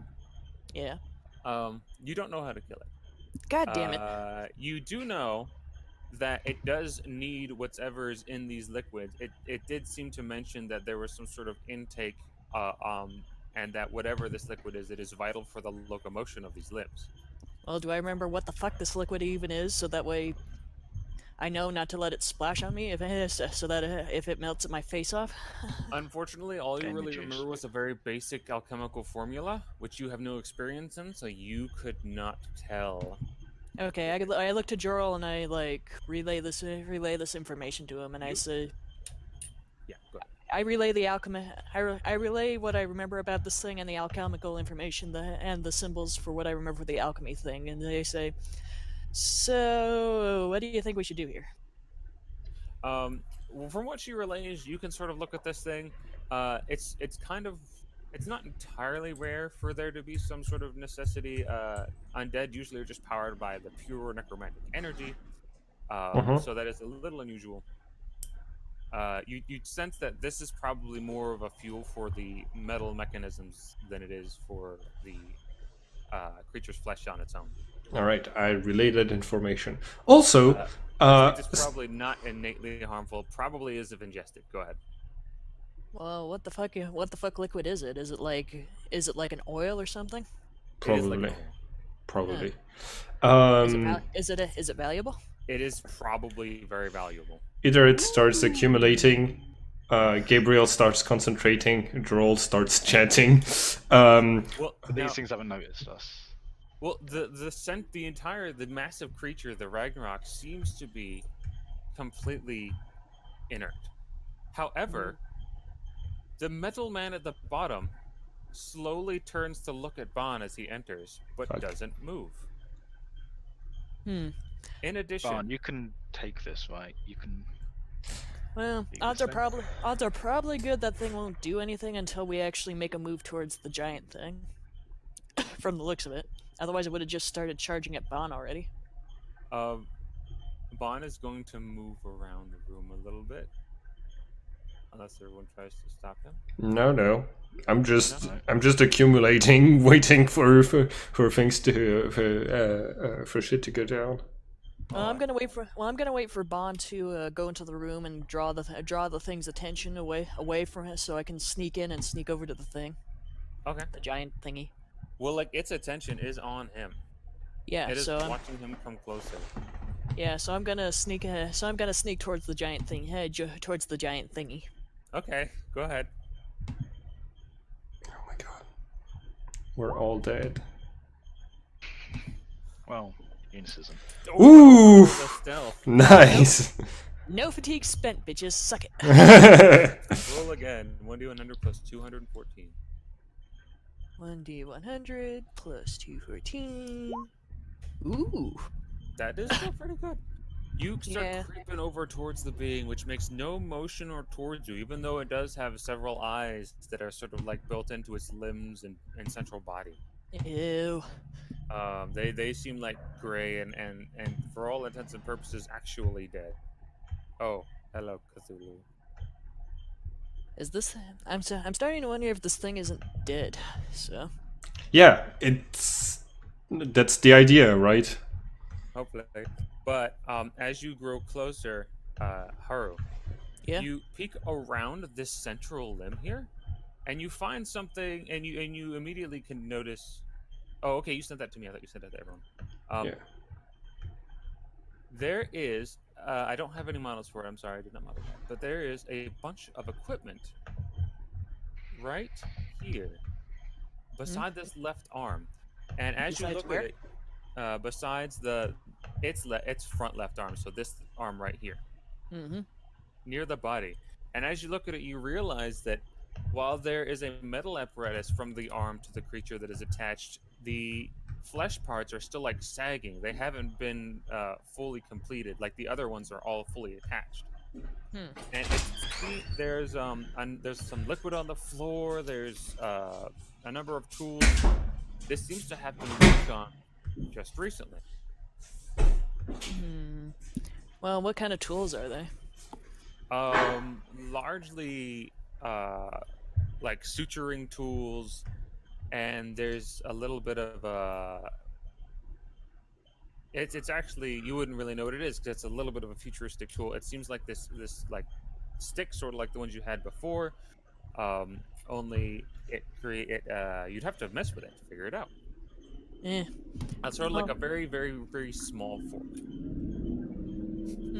Noted. Can I climb up one of the arms up to one of the large tubes? Do you want to climb up this pile of bodies? Yeah. Okay. Yeah, I can do that. Yeah, I'm not gonna try and stab it. I'm just gonna try to do as minimal as possible so I don't possibly wake this thing up. So climb check. Climb check. How much fatigue can I use? 5? Yeah. Yeah, I got a low climb, so I'm gonna use fatigue. Also, my lines of sight don't change when I come into the room. Oh. Oh wait, darn that. they do now. Okay. Well, like. Wait, oh no, it's based on Omen's movement. Omen is the shining light in the darkness. Wait, can you not see the entire room? No. I can't see it until Omen moves inside of it fully. Oh yeah, here we go. Now I can see all the room. Thank you. Okay. I'll figure this out one day. I promise. But yeah, as you enter, and now seeing numerous individuals enter, this thing turns its entire. The metal man turns its entire body towards you. It has a single very large weapon in its right hand and a single incredibly large claw in its other hand. How Dark Both of Souls? which are at least as big as any one of you. What was your climb check? 166. Yeah. You can just fine climb this mound of flesh. It I kind know. of twitches a little as you move. It kind of what? It twitches a little as you move. Ah, Not the fuck. entire arm, just like individual bits of flesh that you touch. Ah, fuck me. I'm gonna climb up this arm and try to get one of the tubings so I can cut it and like. Well, I don't know. I don't know if the liquid will fill up the room, but I don't like the idea of it still funneling liquid fuel into this thing, which You may or may not be able to activate. you attacked at the arm. What? Make an attack on the thing. No, I'm making an attack on the. I'm trying to cut into the tubing. I know. Make an attack Yeah. on the tubing. Got it. And this isn't like technically you attacked it. Yeah. Full attack with no fatigue, so. That's your initiative. Oh, wrong one. Okay, so no fatigue, no modifiers, full attack. Ooh. You dig the And I'm- dagger right into And the I'm not side. and I'm not using the fucking sun dagger because fuck that thing and fuck Jorl. I'm using It- the moon dagger to cut it. Hey, you could you could do an area attack, but Yeah. you dig the dagger into the side of this thing. It doesn't get all the way through, but it cuts deep enough for a huge burst of this liquid to fire out of the side. Make a dodge check. Ew. Master, what the fuck? Oh yeah, Oh. you're insanely good at dodging. Yeah. I forgot that. Even though I don't have any armor, at least I can fucking dodge. Thank God for that. Yes. You can't dodge because you went into full attack to get a plus 30. Wait, did you? Yeah. I full Okay, so attack. shield from the goo. So defense is on me. Fuck me. Okay, don't worry. His That defense works. is fine. You're, It was just 4 points lower than yours. Yeah. Technically, I was going to give you partially obscured because she's sort of up there on this mountain, but it's fine. You still make the defense. The shield sort of flares up, and all the goo splatters off to the side. Also, partially obscured is yeah. I don't think. Wait, I don't think it applies. Oh, I think it's just a surprise held at weapons point. I'll check. okay. I thought it was just surprise and vision related things. Yeah. Oh, So- you might be right. Just give me 1 sec to check. Is the Raziel's attention still on those of us who just entered the room? It does seem to have noticed the others, but its attention is still largely on you. Okay. So yeah, the only modifiers to shield are surprise, put at weapons point, vision partially obscured, or vision totally obscured. That's the only things that can apply to me. To shield. Okay. So you were right. You were Woman right. is going to call out to the Raziel. Call out to it. Destroyers have come. Yeah, What do you say? you've come. If you value your profane soul, then you will leave now. Stares at you, unmoving, unerring, unresponsive. Wait for a second. You hear? Strike No, a I'm not. pose. Strike a pose. Nothing. Nothing. Where's Okay, your pose? There's your pose. I was gonna say you need a pose for your pose. But yes, it just peers back at you, eerily peaceful for what is definitely a killing machine. Maybe it's broken. Appleby? Make a notice check, Miss Haru.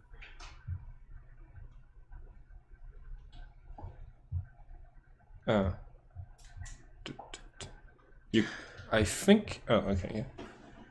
141. That's nice. Mm-hmm. Appleby? Yes, what? Sorry. 141 notice. Oh, 141. All right, you're sitting up there, and you notice that across the room there is another doorway. And while no one except for maybe Bond is in immediate vision of that hallway right now, you see somebody come around the corner. Somebody completely human. I will get their image over here in a moment.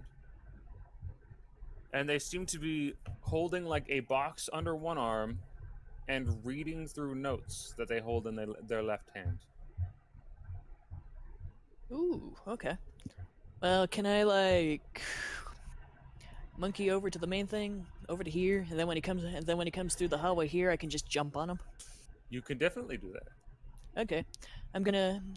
Yeah, and like, how's the liquid getting out of the tubes? Good, by the way. Is it leaking enough to be effective at all? Your cut went like halfway in. There's a lot of stuff leaking out of that tube.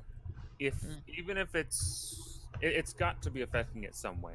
At least half of the liquid is now spurting onto the floor. Okay, in that case, I'll climb up the arm onto the head and over to the other thing, and like sneak over there and wait for the guy to like come in so I can jump on him and tackle him. All right. I would like you to make a stealth roll real quick. And Gotcha. as you're doing this, you move across the arms and you're staring at this man, and you see that the hand he's holding these notes with seems to be made of metal when you first look at it, before you realize that it's actually an incredibly unique, customized, like made to fit his arm, just singular Ooh. armor. Sorry, it is. I know what to accessorize with my crown now. Okay, so I got would sadly not fit you. He's a little bit of a larger man. Well, I got a 220, and that's a green, so I'm gonna roll a D100 plus Jeez. 220, right? Yep. Yes. 300. Nice. He Nice. does not. He is like slowly moving around. I assume you don't warn anyone because that would be loud. However, Yeah. about here, he looks up Why? and sees Ban. Well, he hears the splattering of the liquid. He looks up, sees that, and then he doesn't look at you. Not at you. I was gonna say he has to be godly to notice me. No, not at you. He's looking this way. Okay. Sees like some liquid splattering onto the floor, and then sees Ban, and then he just like eyes wide starts running over and says, "Who are you? How did you get in here?" Okay, and that's when I jump down to tackle him to the ground and knock his ass out. Okay. I'm So just like starting off a big speech, like pretty much saying the same thing you said to the Vazio, like, "Oh, creature of a profane," and you just You immediately like you Oh, can't yeah. see him from where you are. Oh no, you can. You're Okay. right over there. He comes running around the corner, and you immediately start this speech as Haru drops from the ceiling. So what do I roll for that? An attack, right? roll. Okay, full attack. All right, full attack. Plus 30.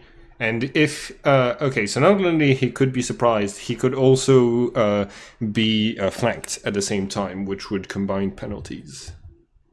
I do not give him flanked. However, I am going to give her the above height advantage. Nice.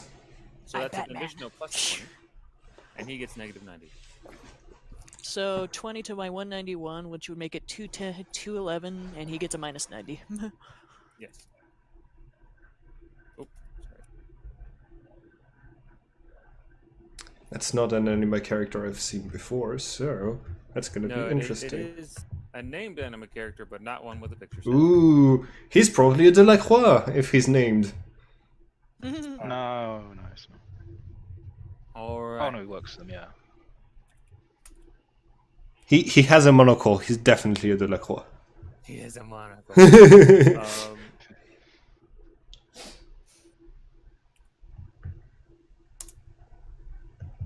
Ooh, you didn't have plus 20, so you do come down on this guy from the ceiling. He has no. Are you aiming for his head, or are you just attacking him? I'm just gonna like use the butt of my dagger and hit him in the back of the head to knock him down. Okay. In that case, we'll be aim so that plus 30, get negative 10. You do manage to hit a critical, but you only deal 8 damage. So 1d100 plus 8.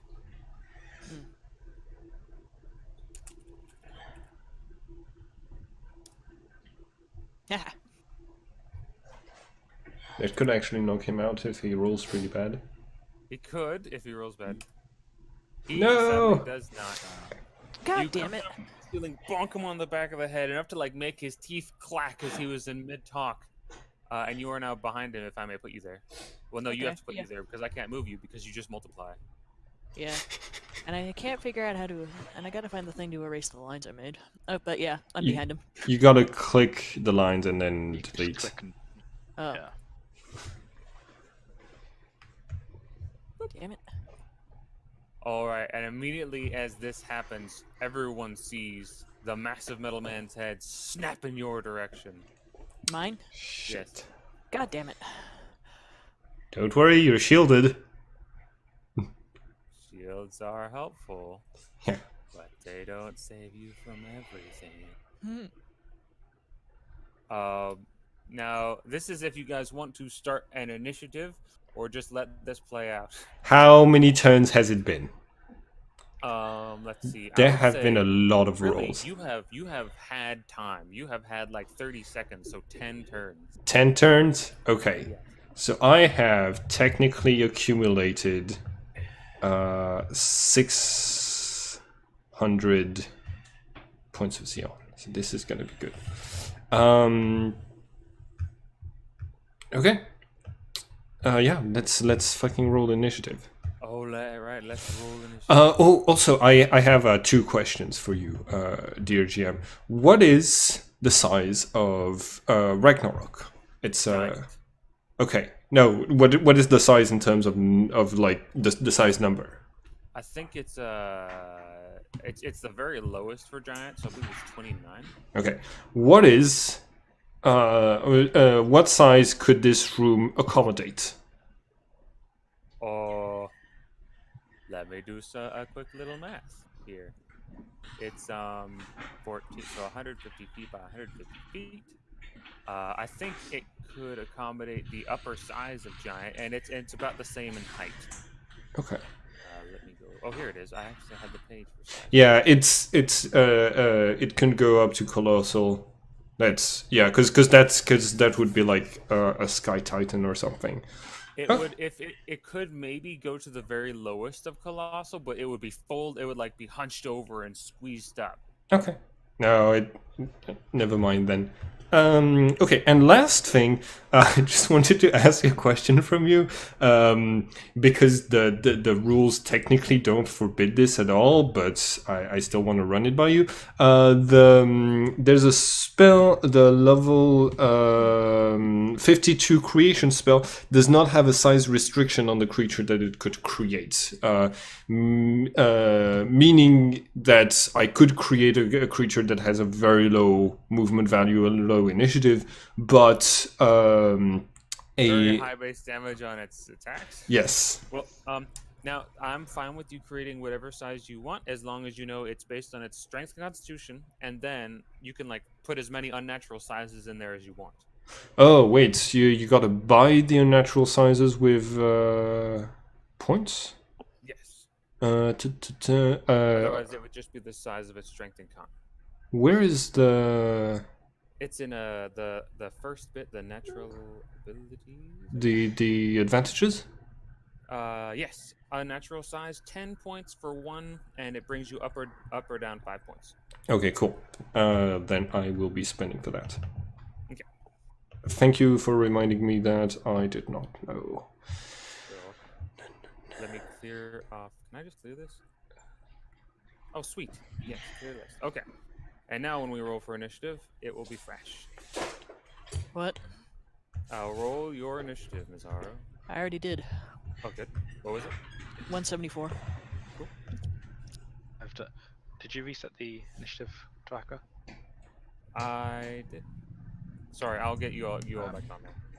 We got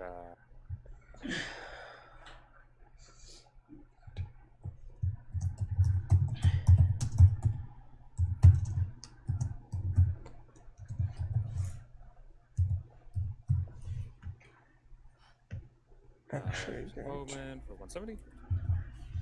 Then for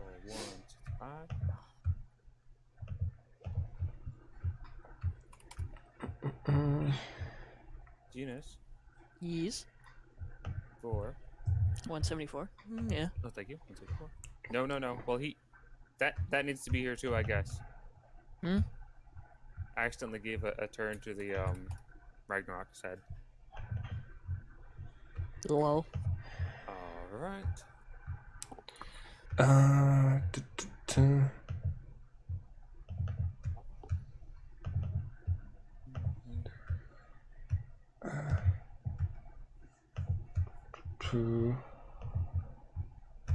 Sorry, it's taking me just a bit. That's alright. It's taking me a minute to get everybody's initiatives together too. Hey, good initiative for Droll though. Oh yeah, we need Droll to have the very high initiative right now. Well, he is a very good potential combatant. Yeah. I mean, like, I just said that, so. potentially, but probably not this turn. Wait, where is my token? Huh. It's over there on the left. No, where is my on the initiative order? Oh. It's I What think was your initiative? 193 in total. 193. Very good. Alright. Listen. It looks like these things aren't updating automatically when they ought to be. Yeah. Even with my high initiative, I'm just going to chant this turn because I'm still hoping that we can solve this without me having to use the power that will immediately make everybody recognize me. So that's it for my turn. Yes. Alright, in that case, oh boy, you guys are lucky again. Jorl, you go first, and you don't have anything for your turn? Yeah, I'm just chanting, that's all. Alright, Genus. This man spins at you, like looking at you incredulously, and then he like makes a fist with that metal gloved hand, and the plates on his arm slide together and extend just slightly off of the limb. You see it's still attached by several metal lines, but it now sort of hovers just off of his side in the shape of what looks like a tower shield. Quick question, how much... Quick question, could I buy that off you? I'd be happy to give you this if you would so kindly leave my office. Well, we're kind of here to make sure this thing doesn't wake up and destroy everyone and everything. So that's kind of a thing that we're doing right now. Well, I'm sorry to tell you, it's going to wake up. No amount of spilled fuel will keep that from happening. That'll only slow it down. Slow it down, huh? In that case, could you give me... In that case, could I call a timeout? That would only help me. Okay. Okay, timeout, I say, before I turn and I try to climb up back the thing towards the tubes to try and cut more of them. Okay, you're gonna go do that?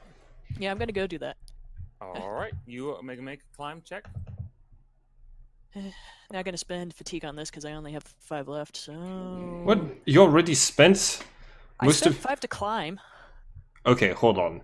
I think, like, if I'd known this, Gabriel would have started healing your fatigue already. That is alright if you want to. Like, I'll give you just one roll of the fatigue machine with a couple turns of, you know. Sure. By that point, you only had, like, 3 turns, but... Oh, okay, yeah. 3 turns gives me a plus 20 anyways. So that is more than enough combined with the bonus to other people. Yeah, that is enough for you to recover 240... 4 points of fatigue. Yeah. Retroactively recover 4 points of fatigue, please, Hara. Okay. Okay. I rolled kind of shit to climb, but I'm hoping it's a pile of dead bodies, so it works. It is a pile of dead bodies. It's not really that hard to climb. It does slow your movement value, so you are going to spend this entire turn just getting on top of it. Yeah. And, yeah, I shout out, Jorl, there's this guy over here, and he knows how this thing works, and he says it's going to wake up anyway, but I'm going to try and slow it down by cutting the liquid. All right. Yeah, you're going to want to interrogate him. I'm on it. All right, and that is Omen's turn. Oh, it's Omen's turn now. Okay, I see. So she's going to she's giving her spiel like run or well, that was like she would have had time last time to call out Farron, right? yes. Yeah. Okay. Oh, okay. So she's fun where she is. Okay.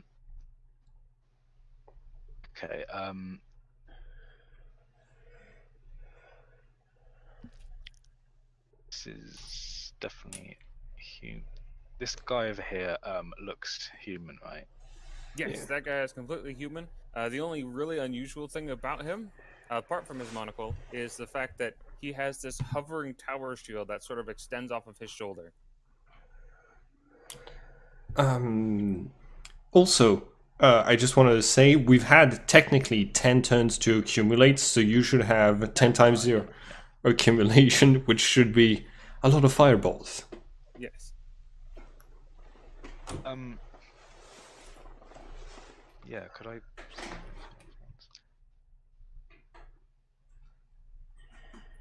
Oh yeah, I could like prepare more than one at a time, couldn't I?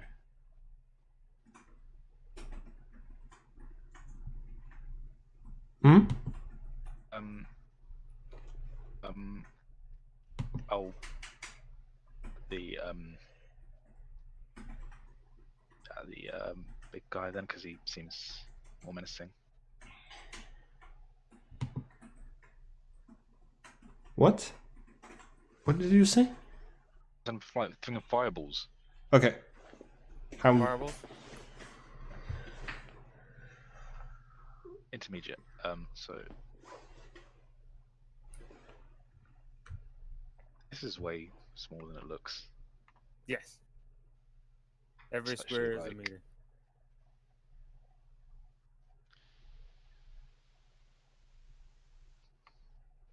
Always in the way. No matter what, Might he's not be in the way. hey, he's not in the Corner of the fucking room. he's not in the way if you're aiming at the giant god creature that's going to start awakening. Yes, if you I'm want not to doing aim that. at Ragnarok, you can do that. Yeah, but like, I don't think I'm in wood because it's clearly not doing anything, and like this guy seems like this armored thing seems like the bigger threat. So Yeah. I guess I think those are going to be basic fireballs. So first one. You could launch like a ton of them. Yes, that is quite a few tiny Yeah, but I fireballs. don't want to like burn all my Xeon now when like that is my only resource. And, Yeah. like, I can't do it in an 80 yet. Yeah. You can do tiny innate flayers. Yeah, I can do 2 damage a turn for one. But do you want to defend against, or should I roll both now? Oh, no, I'm sorry. I was waiting for that and I didn't realize you'd roll that. Okay, now you're throwing it at the big man, right? The big metal man. Yeah. Bloody one. The big Reziel. Razia. I don't know any of its weaknesses, do I? What was your roll? I never made a new roll. You can go ahead and roll. Okay, a card. Nothing religious, I assume. Gosh, that one time that there was a religious thing, it helped so much. But yeah, that's 277. Unfortunately, you have no idea. You have like you've spoken about these. You have heard of these things, Yeah. but you have no idea the finite tuning to go into this creature. It seems incredibly vastly different from the other Raziel in a number of key points. Yeah. I assume it's just a bigger, more dangerous version of the Reziel. So you may decide to take shots at its heart, where its heart ought to be if you want to. However, it it almost with an ease to match the other one, just sort of raises its claws and like brushes aside the first fireball. We're all gonna die. We're all gonna die. That's what I've been saying.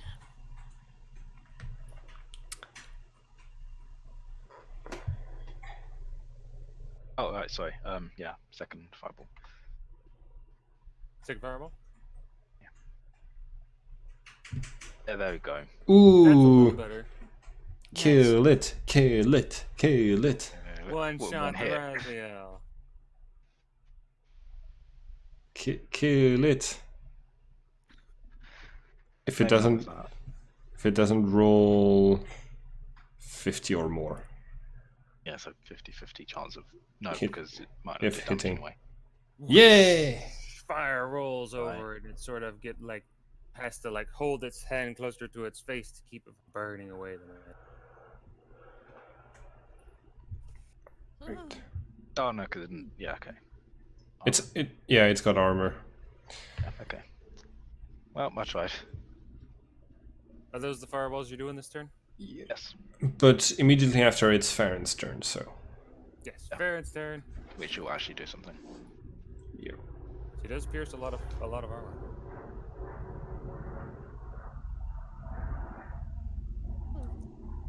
Oh, should woman. No, I'll do it next turn. It's fine.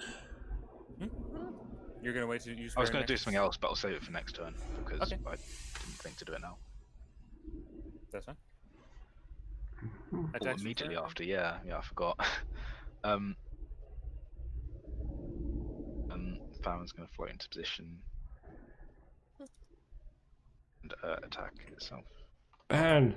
Move out the way! Move It's out the fine. way, Ban! Move out Used the to way. move out the way. Bond must be in the way. He must be in the middle of everything. In the fight. 197 for first attack. All right. 3p. You technically hit it a little bit. Okay. It doesn't do damage, so I don't think it needs to. It does anything. No damage. I don't think it suffers fear anyway, but whatever. It is not afraid of little fires. It's not too bad. That is not too bad. It open rolls, but it cannot make a cool counterattack right now, so don't worry about it. It could, like, baseball bat the fireball back at you. That would be cool. Unfortunately, right now, all everybody gets is this awesome show of just like tons and tons of fire being thrown at this thing, and it slowly begins to walk towards you through the fire. Through the fire and flames. Yes. Try not to look at the big, overbearing, like Shin Megami Tensei monster on the left-hand side, just focusing fire on this thing. Yeah. Is it actually just Shin Megami Tensei? It looks like it. I don't know. I have seen them, and that is sort of does sort of look like that. I do not know where this comes from, though. So that is it for Farron? Yeah. The man, as you walk up there, you hear him say, "I said I would win. I did not say my companion would." And he sort of looks over this corner just to see his bodyguard bathed in red and white hot fire, not damaged, just like almost obscured by it. And you hear him shout, "Hey, get her!" And as it hears him, it sort of looks over at him and decides to start walking slowly this way. God damn it. Still like holding up its hand to like douse the fire. Ban is going to attempt to take his turn now and dash at it. It'll keep him from using his or give him a negative 25, but he will still use all of his attack power.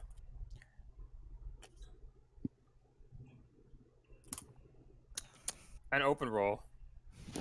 Ooh. He's probably going to shout, "Old man, where do I hit this thing?" As he strikes it right in the side. I don't know! I don't know this one. Probably the heart. Where is it? In its chest, probably. Crush its head. Using all of his energy, he swings and strikes at the side of the monster. All of you see like a gust of air like flow all over the place. It's just like the force of the blow making his hair rush back over his head. You've seen him do this many times. A really impossibly powerful blow, but it just sort of like dinks into the side of this creature's armor. You see like a very tiny bit of blood roll over his hand, and it does not even look at him. He is going to make a second attack now.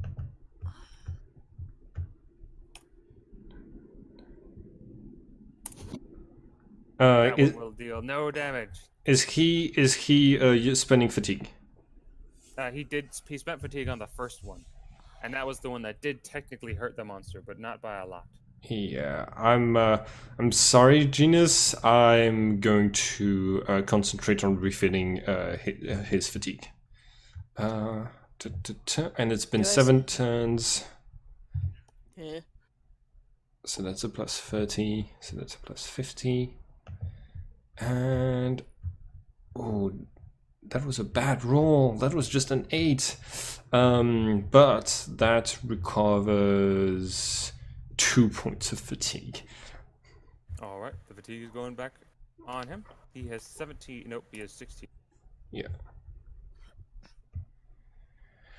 Next will be Gabriel. That was her. Oh, that was her. Yeah. Iterid. Anything from Iterid? Yes, Iterid has been accumulating magic for an entire minute now. Wait, no, half a minute now, and she is glowing.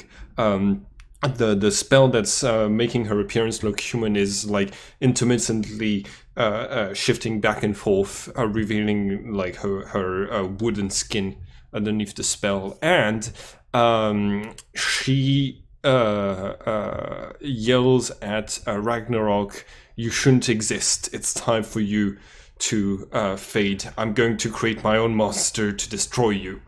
And I create a being. Do you have any tokens you'd like me to use? Well, I did give an image for the being. That's what that was. Yeah, that's what. Icon. I did make it into icon shape, but it's fine. It can be like a bit,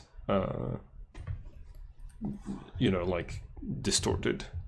It's Cthulhu. I made Cthulhu. Yeah. Did you bring him onto the map? No, I didn't. Here, I made him, but but I can't make him bigger. No, he's actually the same size as the creature we're fighting, as Ragnarok. Oh, there he is. I can make it bigger though. Yeah. Da-da-da. And I can roll initiative for him. Okay, and that spent me 120 magic. So it is at 790 left. And give me just 1 second. It's been one more turn, so minus 60 is 540. Okay, good. And can I roll initiative for him for Cthulhu now or next turn? Roll initiative for Cthulhu. Okay, I 35. no, this is 39. 39. Sorry. Oh, Got him on there. Oh, he's already. You already. Oh yeah, he's already. by on the there. way, look in the main Discord chat as you summon this thing. Hang What- on. What? Attack on It's the Titan. Attack on Titan over. Yeah, no. Okay, I closed it in time, but if we play music like this, the video is going to get copyright claimed. Oh, sorry. It's okay. All right, and so it should be on the initiative Directly right. after Iterid. Yeah, directly after Iterid. So it's going to start pummeling the Ragnarok, basically. Okay. Make an S- attack on Ragnarok. no, I make 6 attacks on Ragnarok Oh, jeez. because I have 6 tentacles. Okay. I'm going to. No, I can't go into full attack as a damage-resistant creature, can I? I don't believe so. Okay, cool. And then every minus 30. So I have a base. I have a base damage of 210. Oh my gosh! All right. So the second attack. Second attack open rolls. Oh, nice. I'm gonna since this is a damage-resistant creature, thank goodness. What kind of attack is this? It's going to be crushing with the tentacles. So it's going to be what's it called in English? Impact. Impact. Yep. Okay, 250. Third attack. Wait. Is this thing? Yes. I'm adding up all the damage. You just go on. Fourth attack. That one does not deal anything, sadly. That one also does not deal anything. Wow, it has a fuck ton of armor. It does. Okay. It's huge. Well, yep, that's it for basically Cthulhu starts hug squishing the Ragnarok. You strike and strike and strike and strike against the side of this cage. Wait, no, are you attacking the arms or the main body? The main body. Okay, main body. Actually, like you said, some of the legs weren't exactly connected. Yes, the one directly south of you, you can see like he has his workstation here. He's been Yeah. slowly connecting it. I'm trying to sever it Okay. as a In that case, priority. it will have slightly less armor, which will give you just a bit more damage.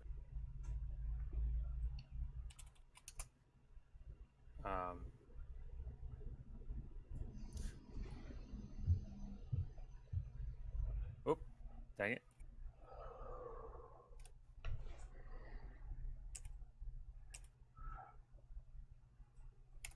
And then 1.2. We're up against some big stuff, so that's why I brought the big guns. All right, 400% damage. Which would be 400%? Yes, over all of Oh, them. okay, yeah. So that is 4 times my damage, which would be 840. 840. All right, if you want to, you can roll critical on that last one, which would be 1.2 times the damage, which is 252. Okay. Divide by 15, so 252. That is 159. Unfortunately, you have battered the thing. You've almost shattered the entire limb. It's like flattened on the ground now. Haru, I'm you're still in the standing limb. on this. Oh shit, I'm sorry. Can I acrobatics to make the jump onto either Cthulhu or the main body of this thing? That would be harder, but yes. Okay. I'm so sorry. I'm just trying to. And there goes 5 more of my fatigue to add to acrobatics to make sure I don't die. You can't if you'd spend some in this turn already. Oh, which you didn't. You didn't use Yeah, it. no, I spent it before. Okay, cool. Oh, dang it. Okay, hang on. I closed my character sheet. Okay. Okay. Acrobatics, 5 fatigue. Nice. Yay!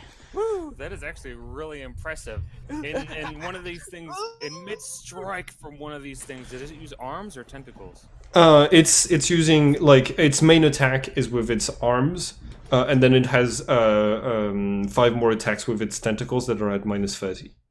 All right. As it like brings its hands down to smash the limb of Ragnarok, you decide to do something crazy, and you leap upon its arm, leap again. One of the tentacles swinging down, you sort of like roll off of it, land on the other arm, and then hop to Ragnarok. And as I do this, there's the boing boing boing sound effect falling as I basically platform Mario Sonic. Yeah. And you are now over here on Ragnarok if you want to be. Jorel, you're in. Whichever one of you summoned this, Jorel, Omen, you're an asshole! Jorel has summoned a monster to attack the Limiron and also put a demon in your dagger. Actually, Jorel is releasing the demon from your dagger as you jump onto the creature onto Ragnarok, hoping that the blood rose is gonna do something.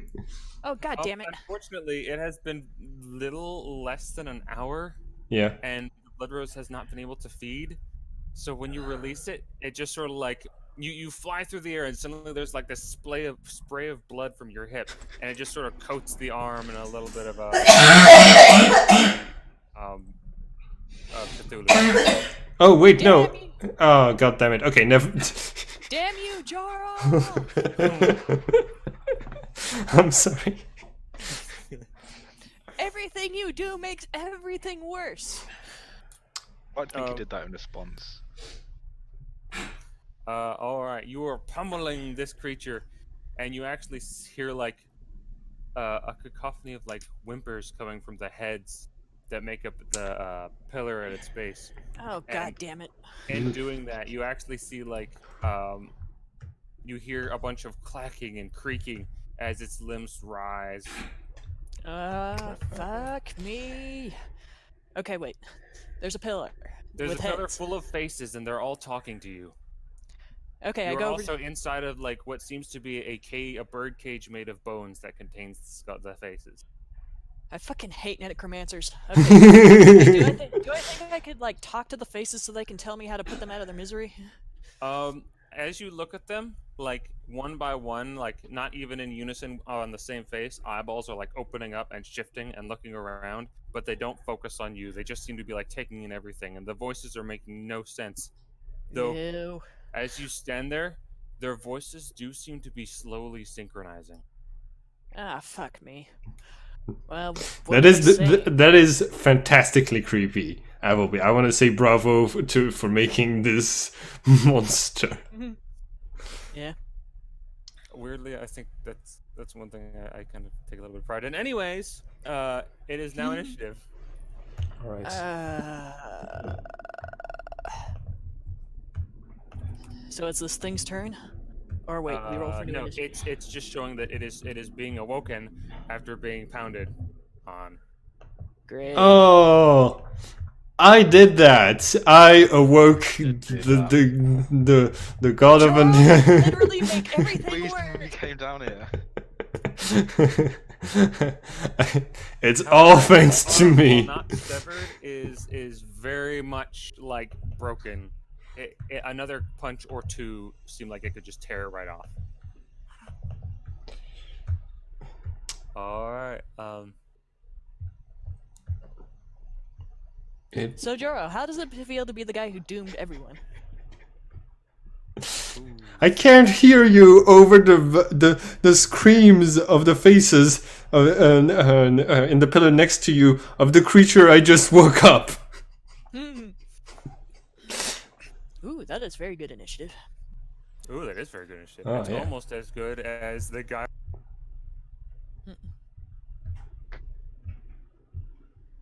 Oh, who open rolled? What a douche.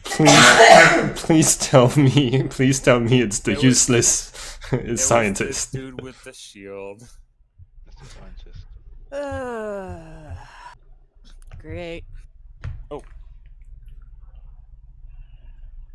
Hmm? Sorry, no.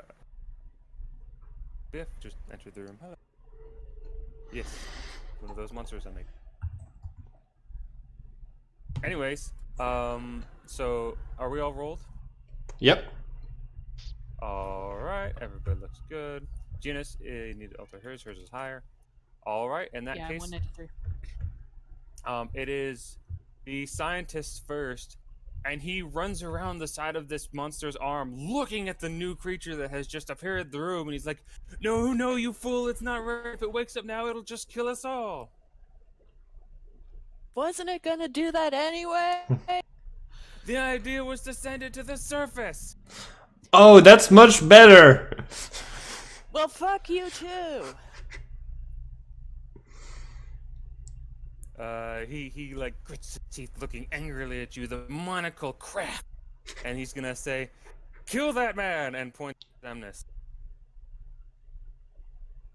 Not knowing. Actually, hold on. I should really make a history check for him to make sure, see if he knows Zemnis. Kill that man. Ban the unkiller. Kill that.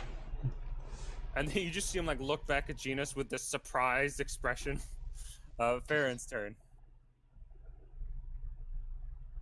Farron.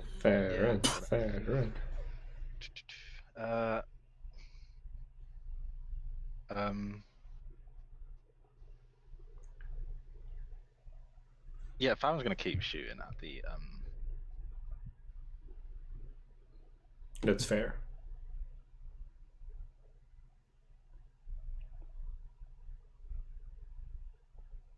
So just speaking Alright. in meta terms, like Farron's individual from Omen, so she just does whatever she wants. Yep. She and Omen get along that way. Okay, first strike.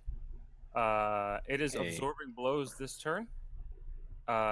You do technically supersede its defense, but it does not take damage. It's fine. Right, number 2. That is a fumble. 1d100, please. Hits, ban, hits, ban, That hits, is ban. exactly what it's going to do if you roll too bad, and ban is going to be Eve.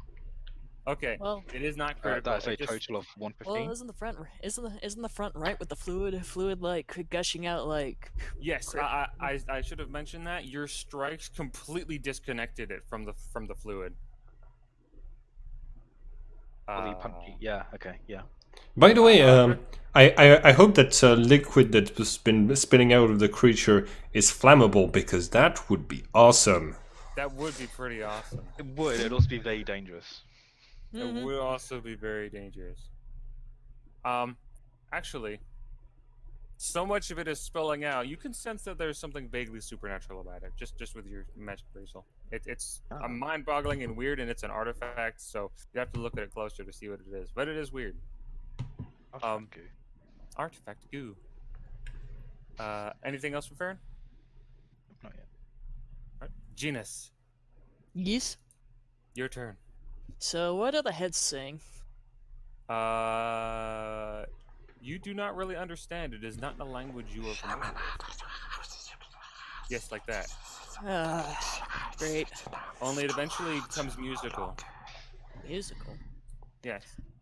That's what I Okay. mean by they're slowly synchronizing. You slowly, like, you'll hear, like, the rise of a chorus every now and then, but it always, like, fades into, like, sudden whispers and like, small shrieks. You can't really... No, here's what I meant. No, here's what I mentioned. Hey, Macarena. That's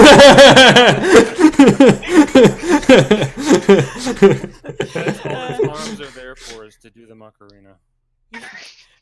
All right. So, do I have any idea about like Twins. maybe if I destroy this bird cage or kill all the heads, will it make the thing stop?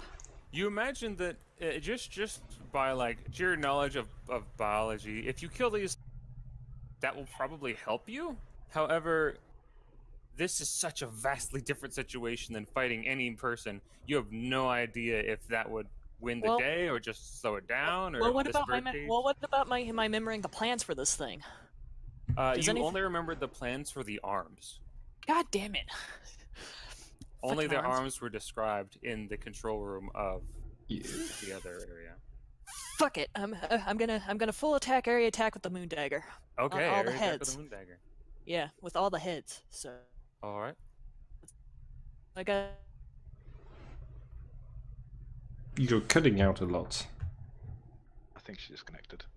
Oh no!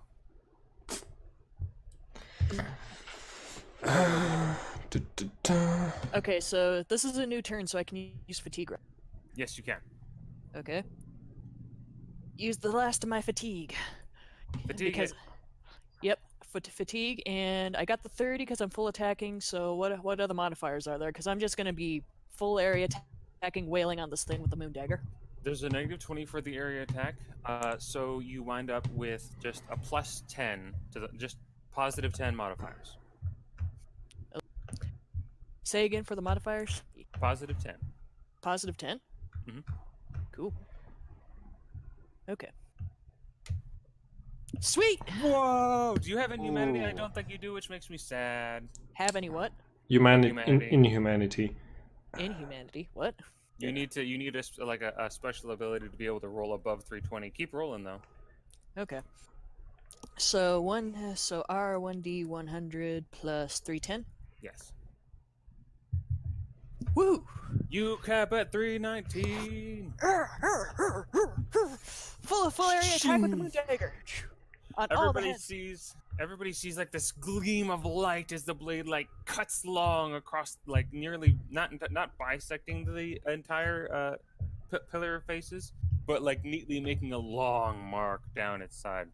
Omae wa shinderu. Oh no. So Stealing my lines. yeah, save those for Omen. That will be 190% damage. So that is 76.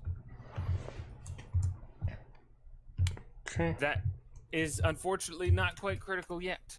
But you do carve a big stinking hole in this thing's face. Faces. Yeah, you sort of see like as you go down the line, each one like Ooh, that was bad. Shudders a little bit in its like in its position in the pillar. Yeah. Anything else from you? Well, no, that was me with the moon dagger full attack area attack with the last 4 points of my fatigue, my extra fatigue. So That was technically a very deadly attack to humans. yeah. Adrian's turn.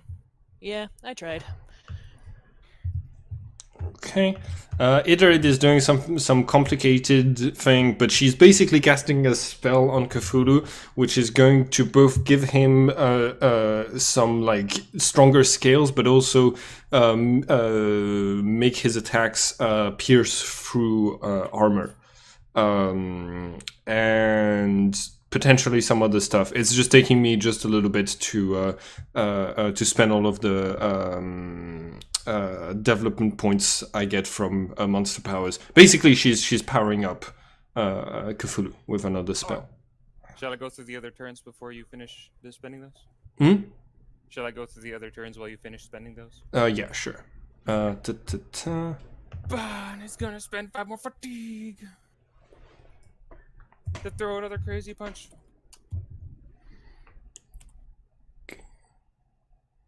Hiya!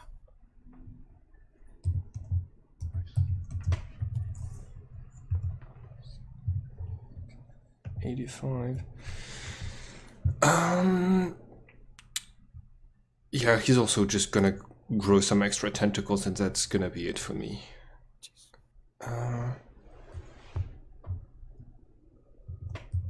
Dang, Bon is... Bon, now that it's absorbing blows, it doesn't even like hold this claw for Bon, and Bon like impales his half of his arm into its side. It still doesn't seem super perturbed, but that was still a heavy blow. And then it's just gonna roll his other attack.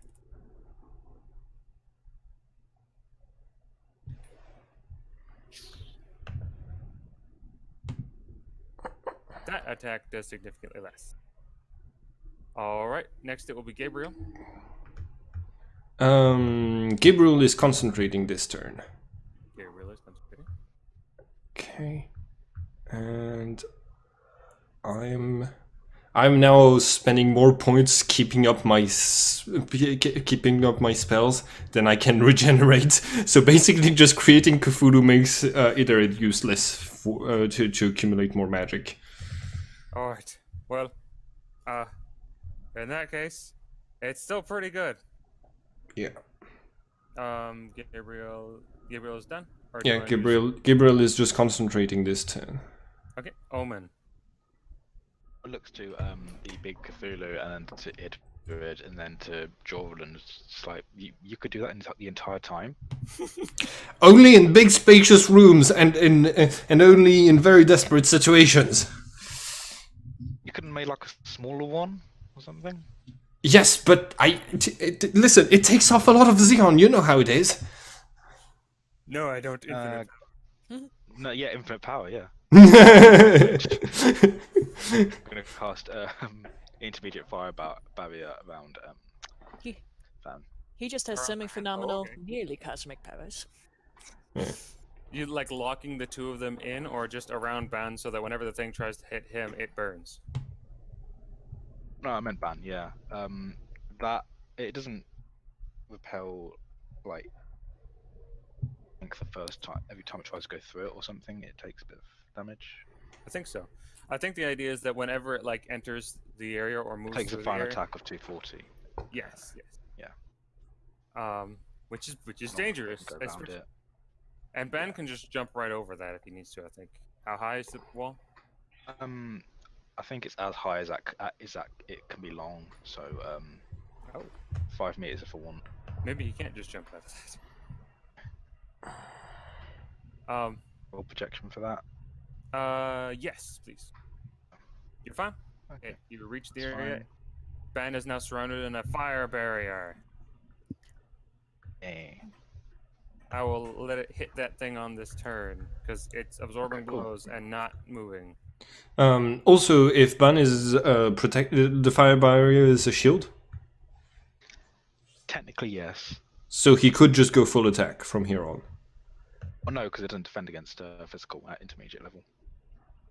Oh, okay. So it's just here to hurt the creature attacking him. Yeah, so fire barrier it protects against heat and cold, but no other attack types until it gets to advanced when it can block energy, and then arcane blocks physical as well.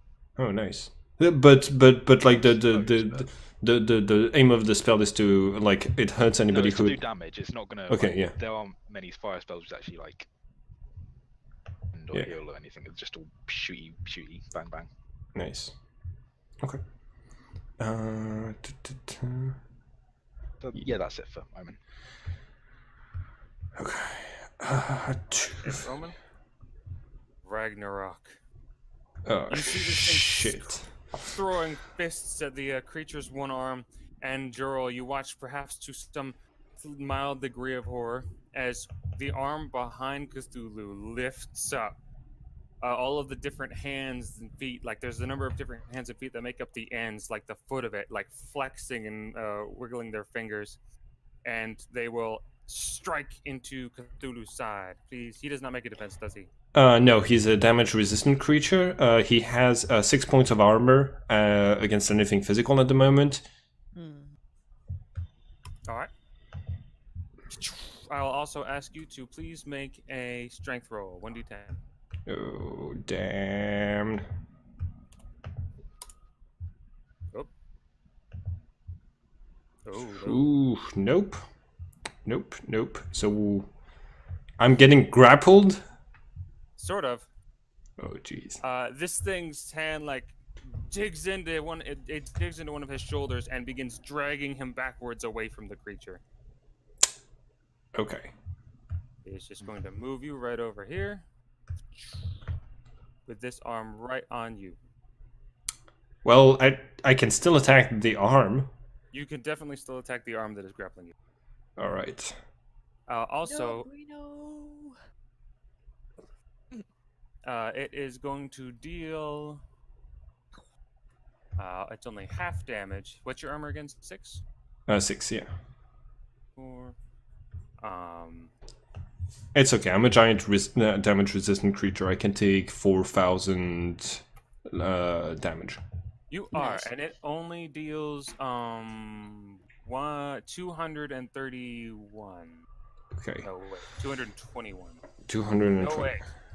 I'm sorry. Let me do this. The actual math. 200 and 209. 209. There you go. Okay. All right. 3, 9, 6, 1. I can take 20 more of these. Yep. Also, this other arm, like really weakly, it seems like jittery as it moves, are going to also settle against him. Okay. It's going to make another attack. It does roll pretty well with that one, though. Okay. It strikes him in the shoulder. This one purely a bludgeoning maneuver, and will deal 6.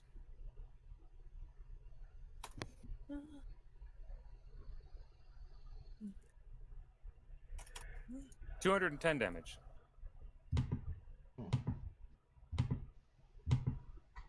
Okay. All right. Everybody feels the ground shake as its two limbs sort of shove the Cthulhu monster against the wall. However, Genus, you notice something else immediately unsettling. Yeah. You're standing here cutting at this pillar of faces, and you look around you and you realize that there is this like thin layer of flesh that is riding up the sides of the birdcage, slowly encapsulating you inside. Oh fuck! It's the God Hand. I wanted. I Eclipse is got. happening. Good luck, Genius. It's all up to you now. What the fuck am I supposed to do if I'm stuck inside here? Is it gonna start digesting me? You can actually see faintly like through the skin. It's not terribly thick, but you also see a number of like black veins filled with that unusual like fuel ichor like running Ew. back and forth. Ew. Oh, this is not gonna be good.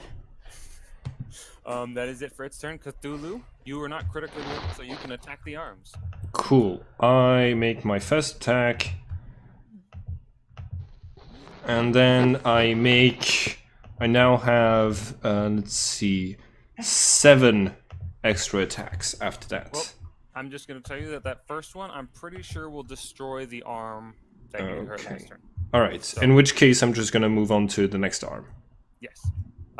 You swing with his main hands, he swings wide, ripping the southeastern arm from the body, and Genus, make an acrobatics roll as the entire thing teeters to that side. Oh god damn it. Well, I only have my original 5 fatigue left, so I can't put in it. I'm gonna save it. So I've got a total of 8. So just 5 more. 1, 2, 3, 4, 5. And also now I'm lowering its AT by 4. The strength of my tentacles is able to crush its armor much better. So I do all of these attacks with reducing 4 points of armor. Okay.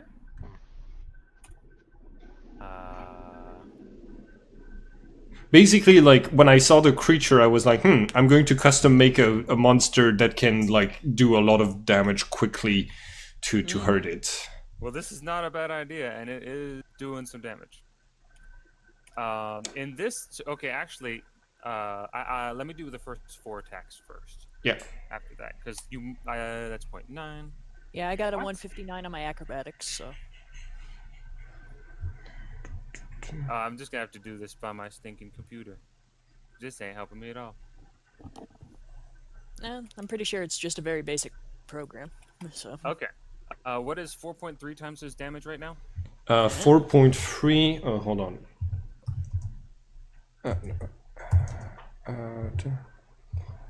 3 times 210. 903 damage. Okay. In that case, he has 1 spare attack as his 5th attack utterly demolishes this other arm. Oh, was he taking any penalties there? Was he taking any? Does he take penalties for being held?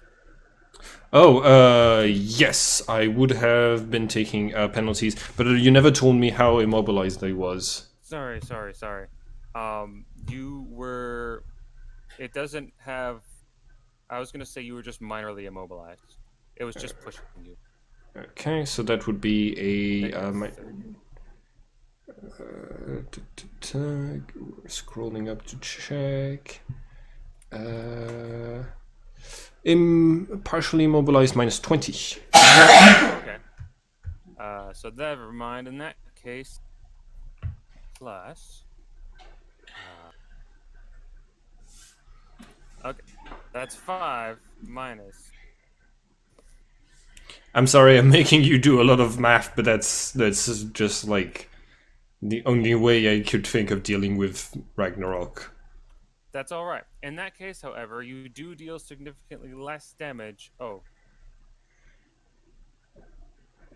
5.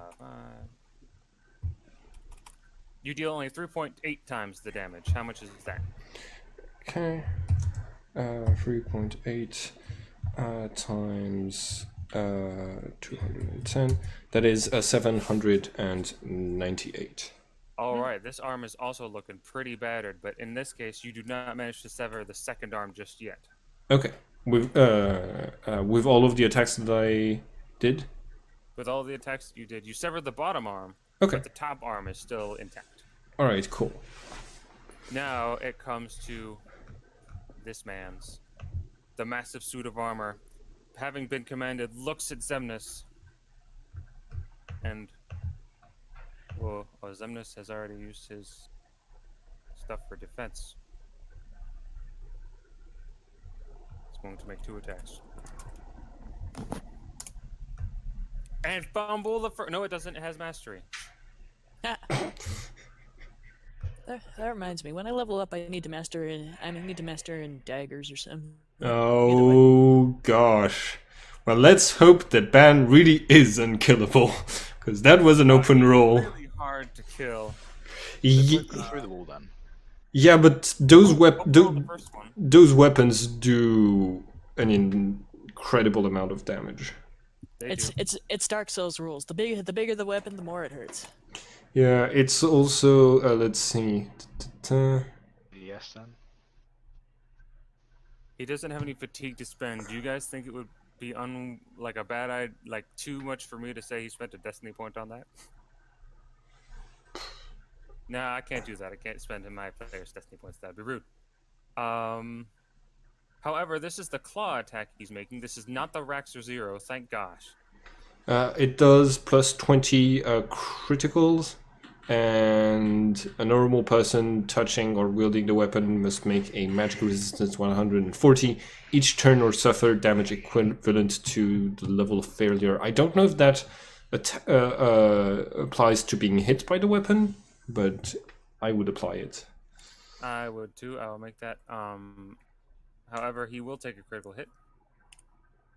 Now, how much? What was the magic resistance he has to make? 140. Okay. Or that. Come on, goodness. He takes damage equivalent to his level of failure, so Yes. that is going to hurt. Ooh, buddy. So that would be 56 points of damage. All right.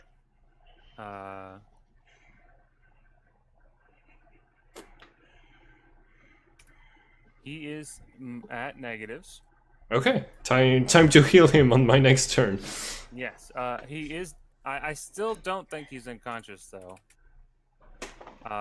Let me roll his physical resistance, which is insane for these specific scenarios.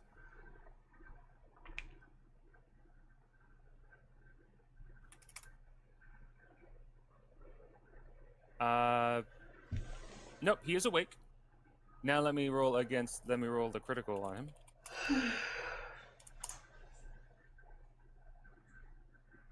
Yeah, he's so much better at physically resisting than he is at magic resisting.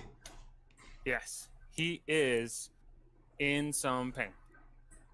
He is still up, but he needs a serious heal. If I already have magic accumulated and ready to spend, but I already cast like just one spell this turn, could I cast another one now? Yes, because otherwise that Xian would go back into your pool. No, because I keep accumulating for more. Oh, okay. Yeah. That makes sense. I don't know why I thought that was not. Okay. In this case, I am going to do a major healing spell on him. Give me 1 second. Let's see. No. Can she fatigue it? Hmm? Can she fatigue her accumulation? No, she basically she already had accumulated from previous turns. Okay, so healing. He recovers 120 life points, and I have to spend 120 Xeon. I don't suppose he gets any L action mod back, does he? It cancels only if it's from a critical. Yes, it does. How much does it cancel? 150 penalties. Oh wow, okay. So Yeah. he's okay. But All right. Vaughn, like, gets slashed. Like, you see, like, bits of flesh flying off of him. He's falling. His arms are, like, spread. He's seeing the light, and then the spell is cast, and he catches himself on the back leg. Okay. So that is... Gosh, I'm running really low. Goodness. So that's 220 points left. Okay. I don't know if I at some point I might have to choose between keeping Cthulhu alive and keeping you guys alive. Oh no, here's Cthulhu's cooler. here's the idea. Make Cthulhu smash the Metal Man. He's Like, stuck bring it over on there me. at the moment. Bit busy, yeah. Damn it. Yeah, I'm stuck and also taking care of the god monster. Well, I'm a little busy over here trying to kill this thing. Speaking of which, it's Joral's turn. Yeah, the situation is pretty dire.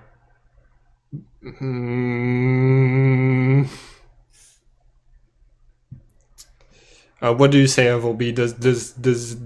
Does it look like we're all gonna die to Joral based on my experience of problems like this?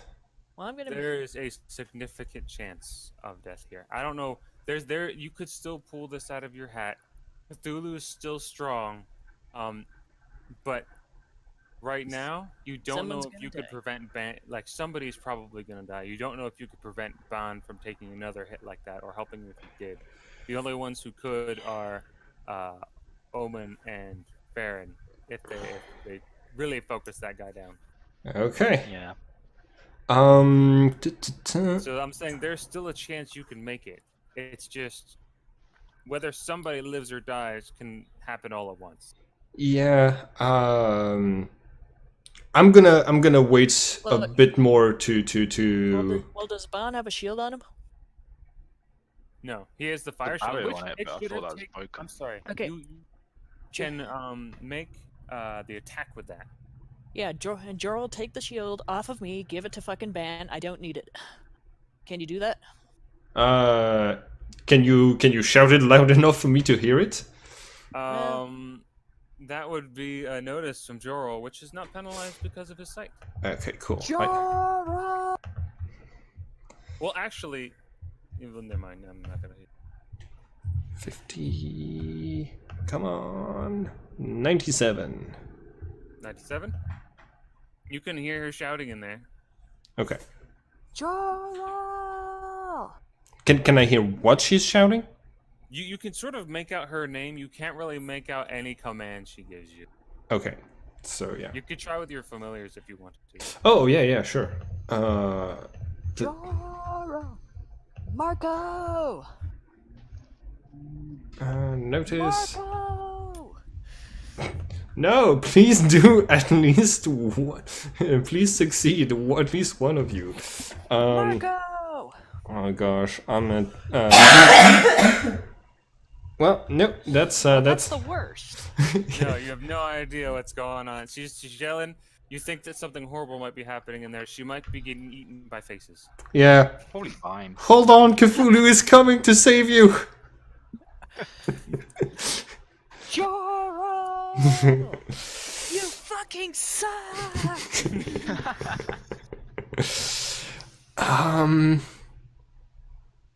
Yeah, I'm gonna keep chanting the same chant that I've been chanting this entire time.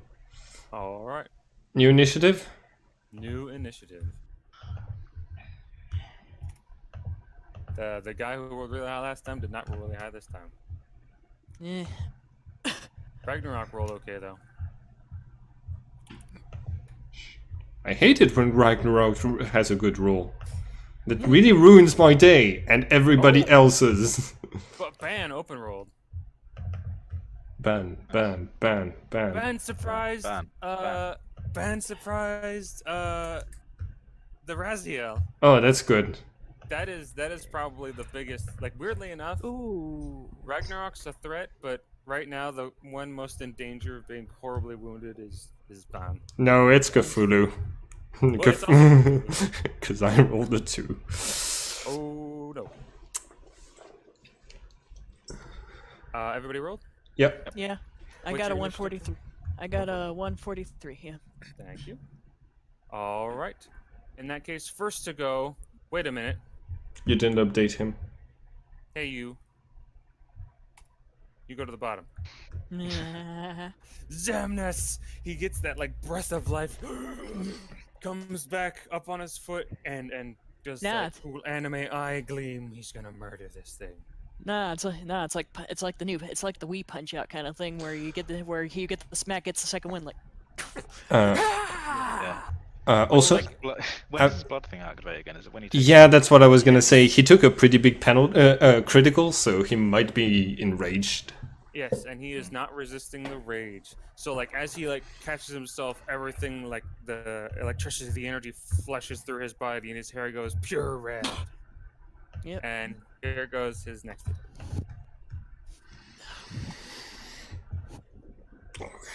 70. I can maintain Cthulhu 6 more turns. Oh. Hey, if he has mastery, that doesn't matter. Yeah. Fudge. No. Oh, he's about to be counterattacked hard. Ooh. His fist just kind of like slaps against the thing's claws, and he says, "Ow."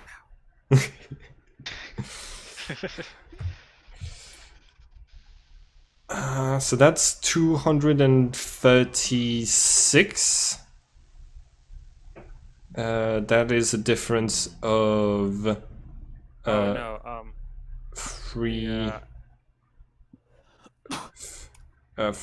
73 difference. So the Raziel gets a plus 35 to counterattack. I believe that when somebody fumbles an attack, you just get to immediately counterattack them with their degree of fumble as your bonus. Which would be a bit higher, but I didn't know that. Thank goodness, Ban. Okay, the blocking was banned. I got really scared. He actually blocks all of it. His absorption takes it down to the last point. Well, thank fuck for that. So That was the Raxner too, which is why I was worried. He'll take that resistance though again. Ooh, that is bad. Hey, only 8 damage. Okay. Okay. Ben is holding on. All right. Is he? Down to Idrit's turn. Accumulate, keep my spells going, hope that Cthulhu can take Ragnarok in the 6 turns that are left. Actually, I just realized that with the plus 30 Ban got from his enraged, he would be able to. Time. Nice. I forgot about that. Sorry. James. He did message me, by the way. He is dead tired.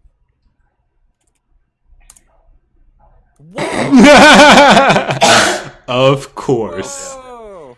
Of course. Whoa! Wait. Man. Wait, it was Ban's attack? Yes. He fumbled 2 attacks in a row. Whoa, Ban. He took the Raxer 0 attack at least, but this is much worse.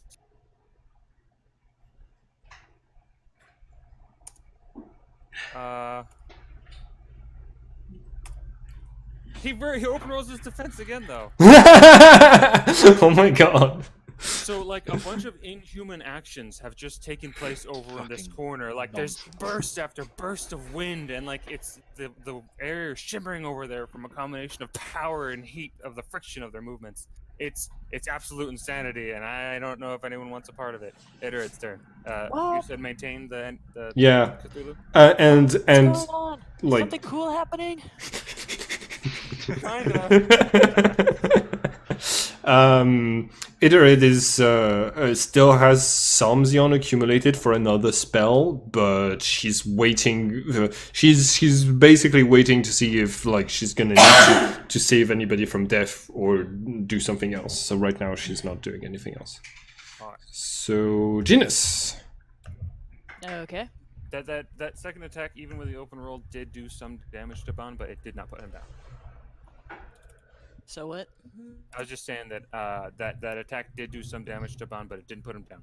Okay. Okay, so Genus's turn. You are inside the thing's head.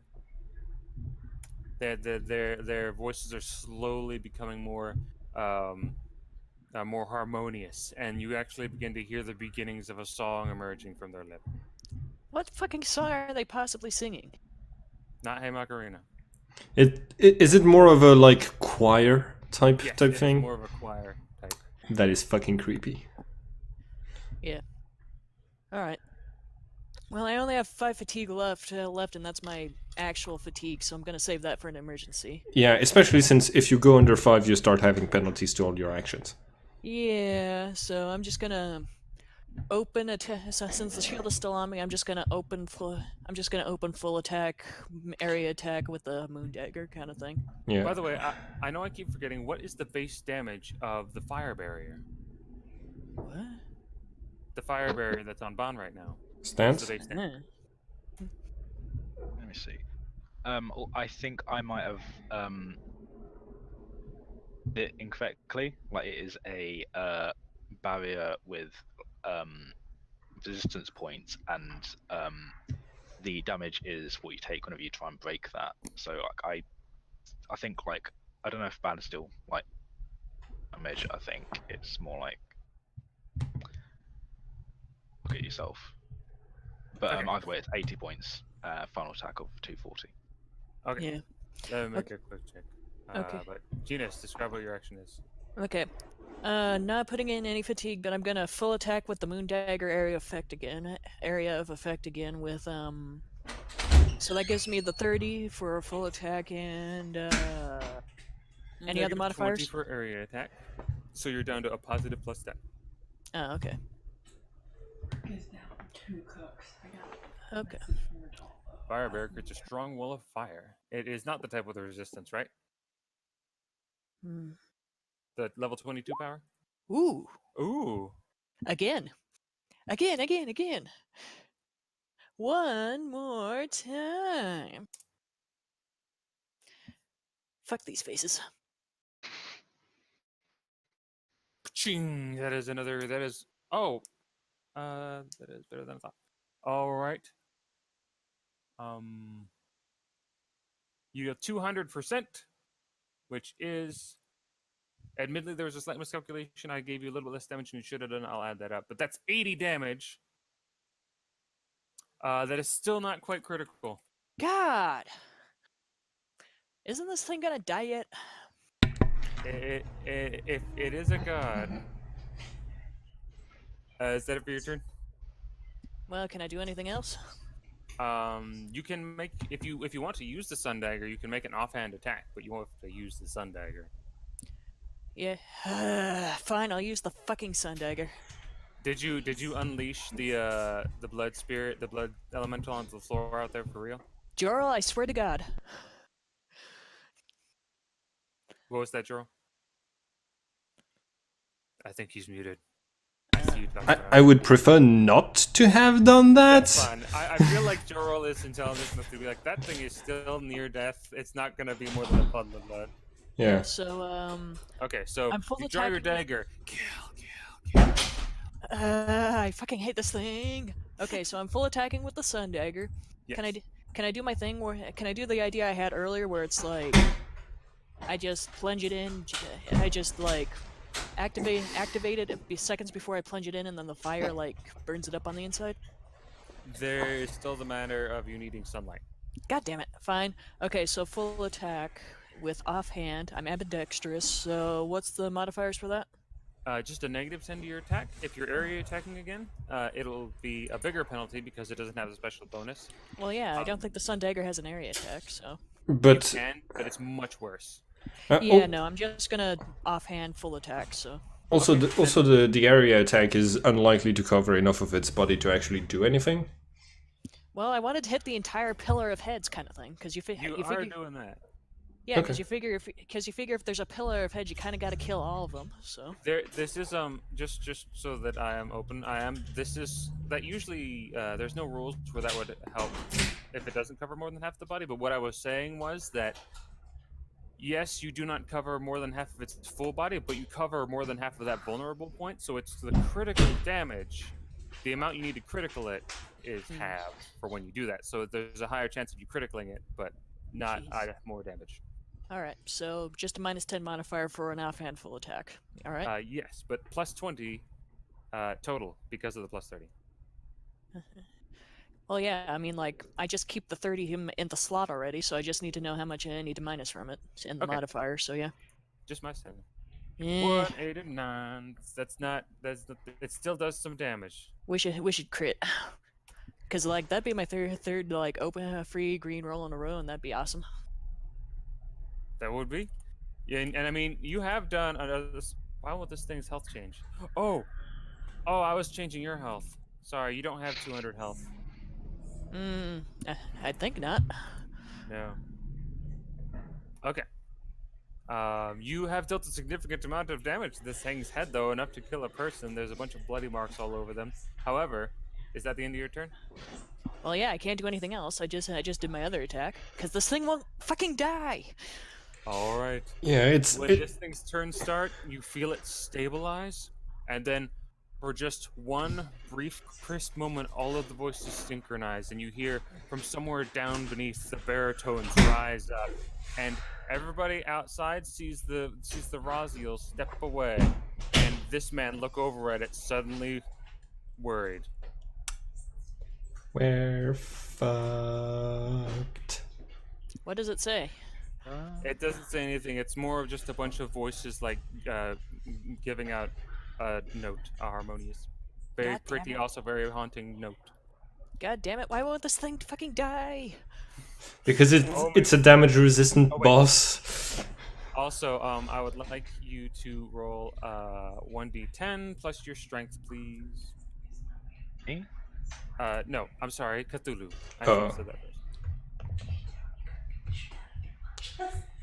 Right.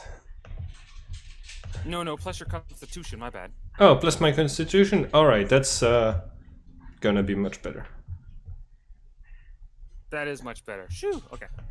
However, I believe. Are you giant? Yes, I'm the same size as you. I'm size 29, I think. All right. This thing starts. The entire arm starts twisting, like tearing Cthulhu's flesh with it and pushing it into the wall. You take Ew. 600 damage as it begins to crush you against the stone. Oh yeah, it's crushing me. Oh, that's awesome. That is great. This way I won't have to worry about maintaining Cthulhu because he'll be dead. Also, I have 4 points of armor, which should technically lower the crushing damage.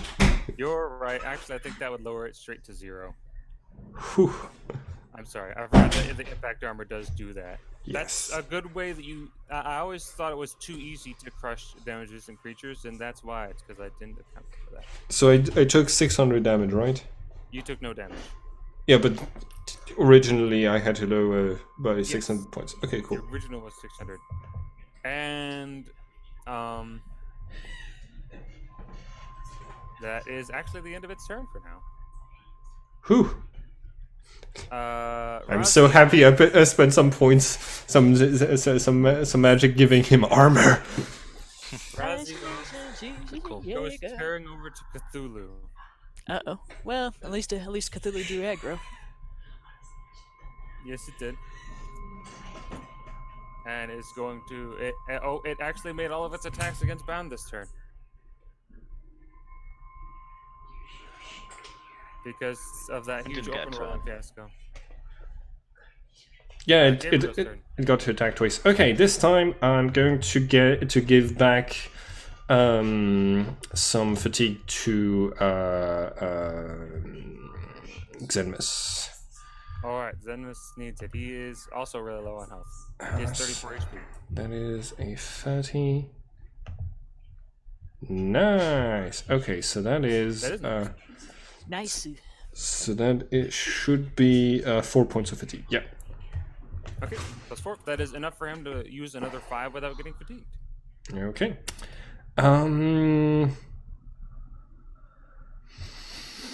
Okay, it's Droll's turn, and I really, really want to use my my power now. But okay, just give me 1 second. With an okay, how many? Okay, 2 questions. How much can I move in feet before without canceling the chanting ritual that I'm doing to summon? And since it's just the chant, could I move? Could I like actually move? Well, I'm pretty sure that all it does is if you move your maximum, that's fine, but you just take a negative 25 on the invoking on the ability. I'm just going to move 28 feet then. The map is in meters. Yes, it is. So Do you want me to switch it to feet? No, 28 feet would be 9 meters. Okay, cool. So I am going to move here. Okay. 1, 2, 3, 4, 5, 6, 7, 8, 9. And I'm going to finish my chant for the first time. Alright.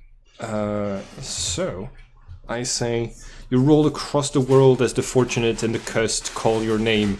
Divided by your spokes, all possibilities exist.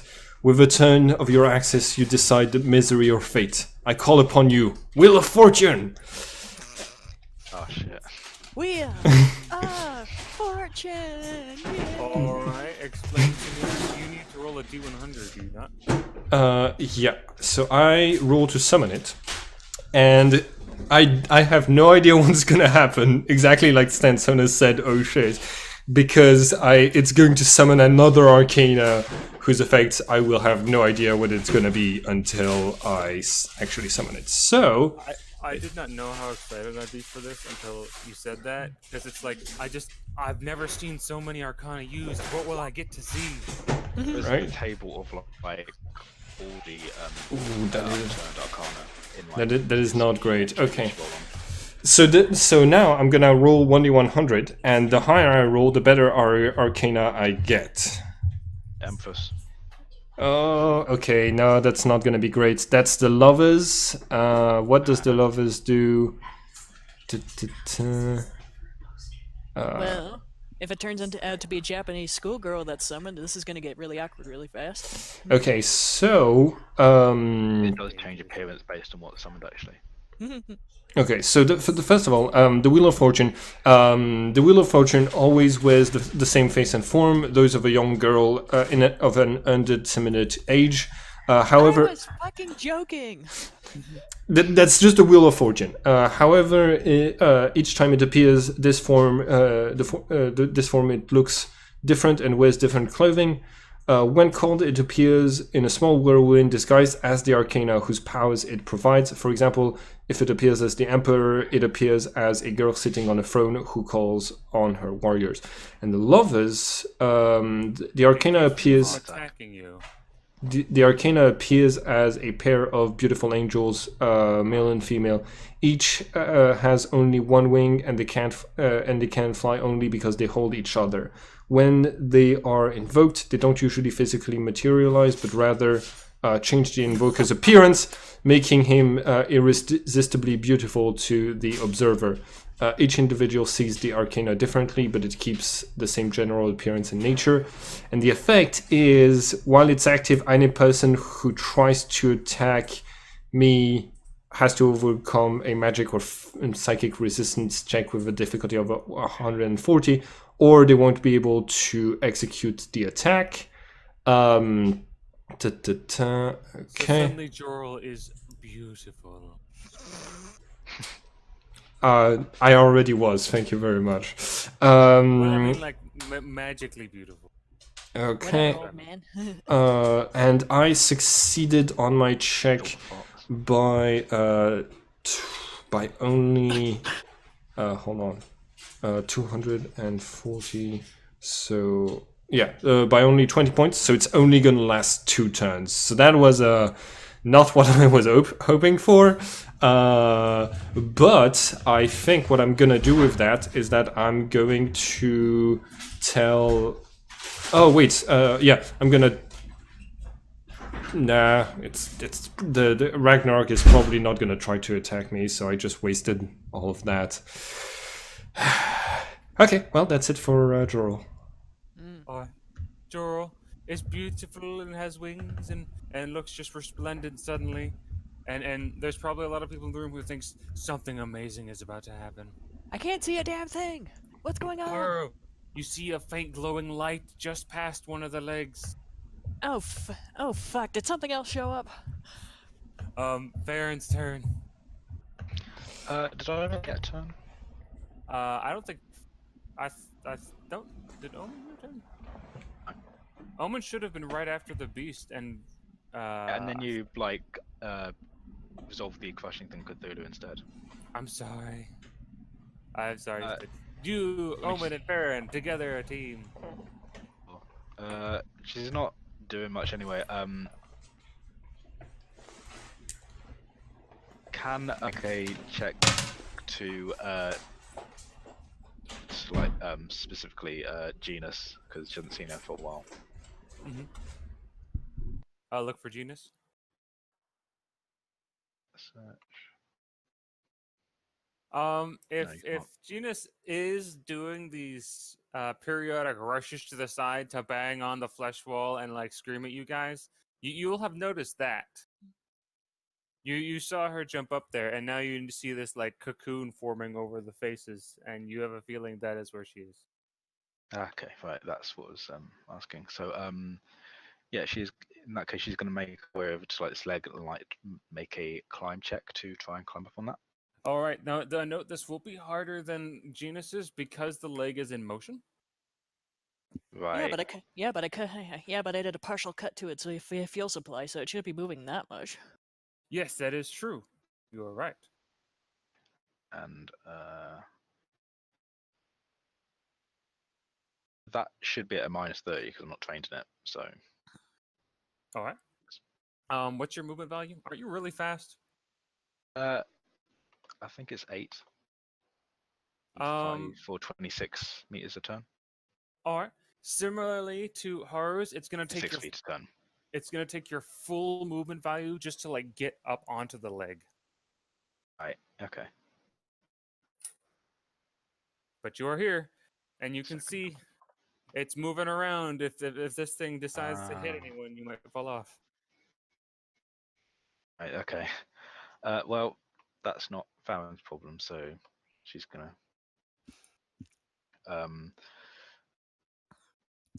That's future Farron's problem. It is. Well, it's not Farron's problem at all. It's range 300 feet. That's fine. So yeah. I guess it's going really well. I mean, the Damage so fight. far.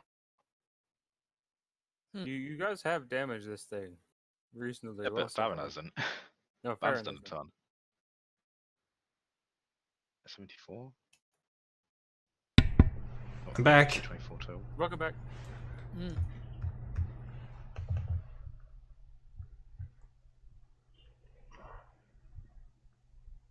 Did you want to roll to block that? Oh, which one are you attacking? Vazil. Okay, yes. Oh, no. That's a character you guys can't talk. You can't know about it yet. Okay. I have like all of the characters I've made as options to speak. Oh. Rolled good though. That is 10% damage, unfortunately. Okay, that's only like 9 damage dealt to the beast, though. I assume it's immune to fear. It is immune to being afraid. Okay. And pandemonium. Pandemonium. Oh, Yeah. very- I haven't rolled above 50 in any of these. Oh no, the last one. Yeah. It is true. Okay, that's fine. However, Doesn't matter. that one does do a little bit more damage. Okay, this is the auto crit one too. So. Oh, awesome. Okay, so that Yeah. is. Hold on. It does take half damage from this side. Not. Oops. Doesn't it? Yes, it does. 'Cause Oh, it also gets that from electricity. Two. Spooky. And cold. And cold. so all elements. Yes. Let me see here.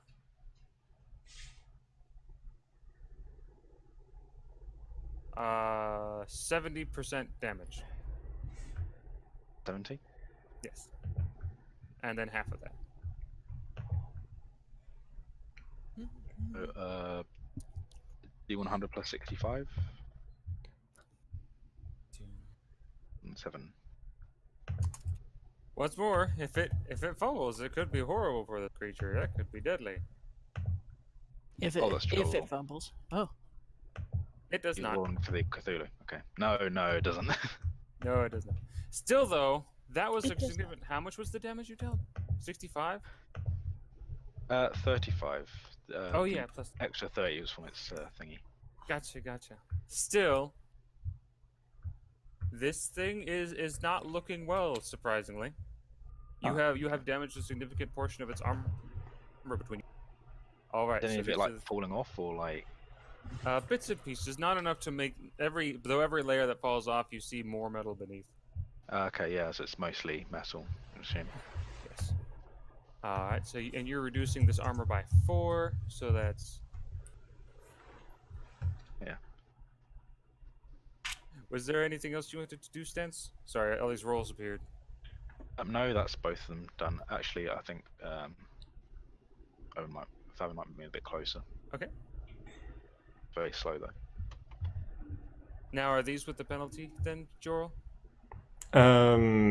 Yeah.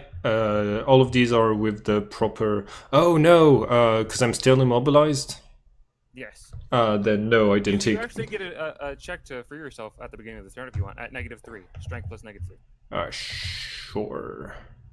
I feel like it's gotten to the point in the fight where like there's so much stuff to remember.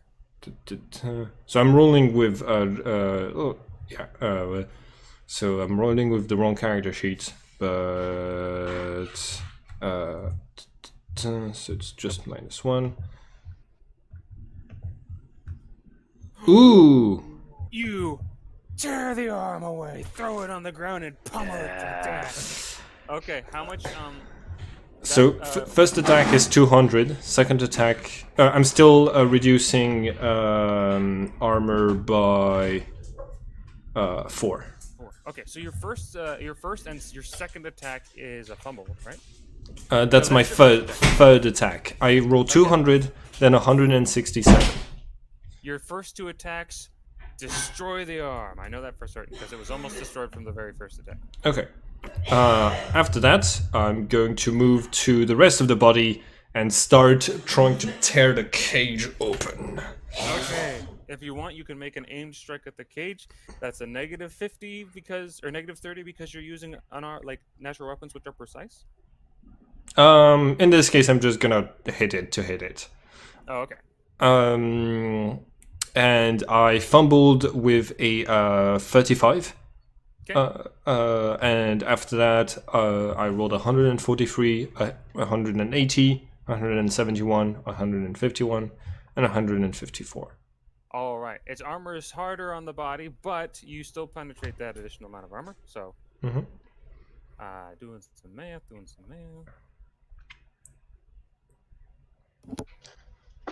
Also, I step on the Razio.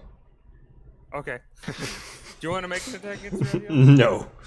I don't care enough, and it's probably, and since Cthulhu is only a level 4, it's probably going to like get counterattacked and hit pretty hard. So. Well, it's been attacked several times, and it's absorbing blows, but that's understandable. You deal 4.1% damage, or 410% damage. 410%. Okay. Genus, make another acrobatics roll. I'm sorry. Oh god.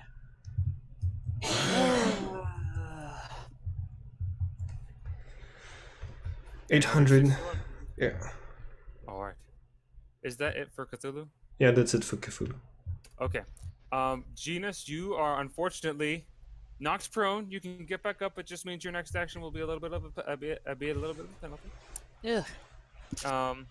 However, I know that Kedrick has to go. Yeah. So I'm going to end the session with the gentleman's turns. The gentleman's turn. And he is going to look around at you all and say, "You're all fools." And he's going to run as far as he can get, which is 22 meters. 22 meters? Wow. Yeah, he's not unathletic for a scientist. Yeah. Actually, Bam! 22 Kill! meters is the max. And like that is the epic conclusion to that scene, is him fleeing to leave you all to perish. However, next turn Ben will be able to catch him and punch him. Good. Okay. So everything is set for next time. You've killed 2 of the arms, and now the thing is almost fully awake.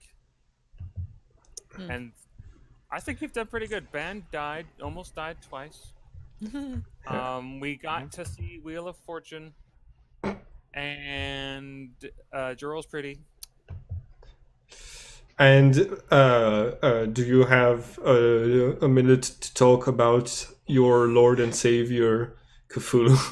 That's what he is. He has saved you all. How much longer can you maintain him? I can maintain him 5 more turns, or 6 more turns. Well, that's still a lot of damage to be done in those turns. Yeah. He's basically a damage machine to try to take out the Sun God Van Death. Yes. So 5 more turns before you'll die. Yeah. No, that's Genus, that's. who might die earlier.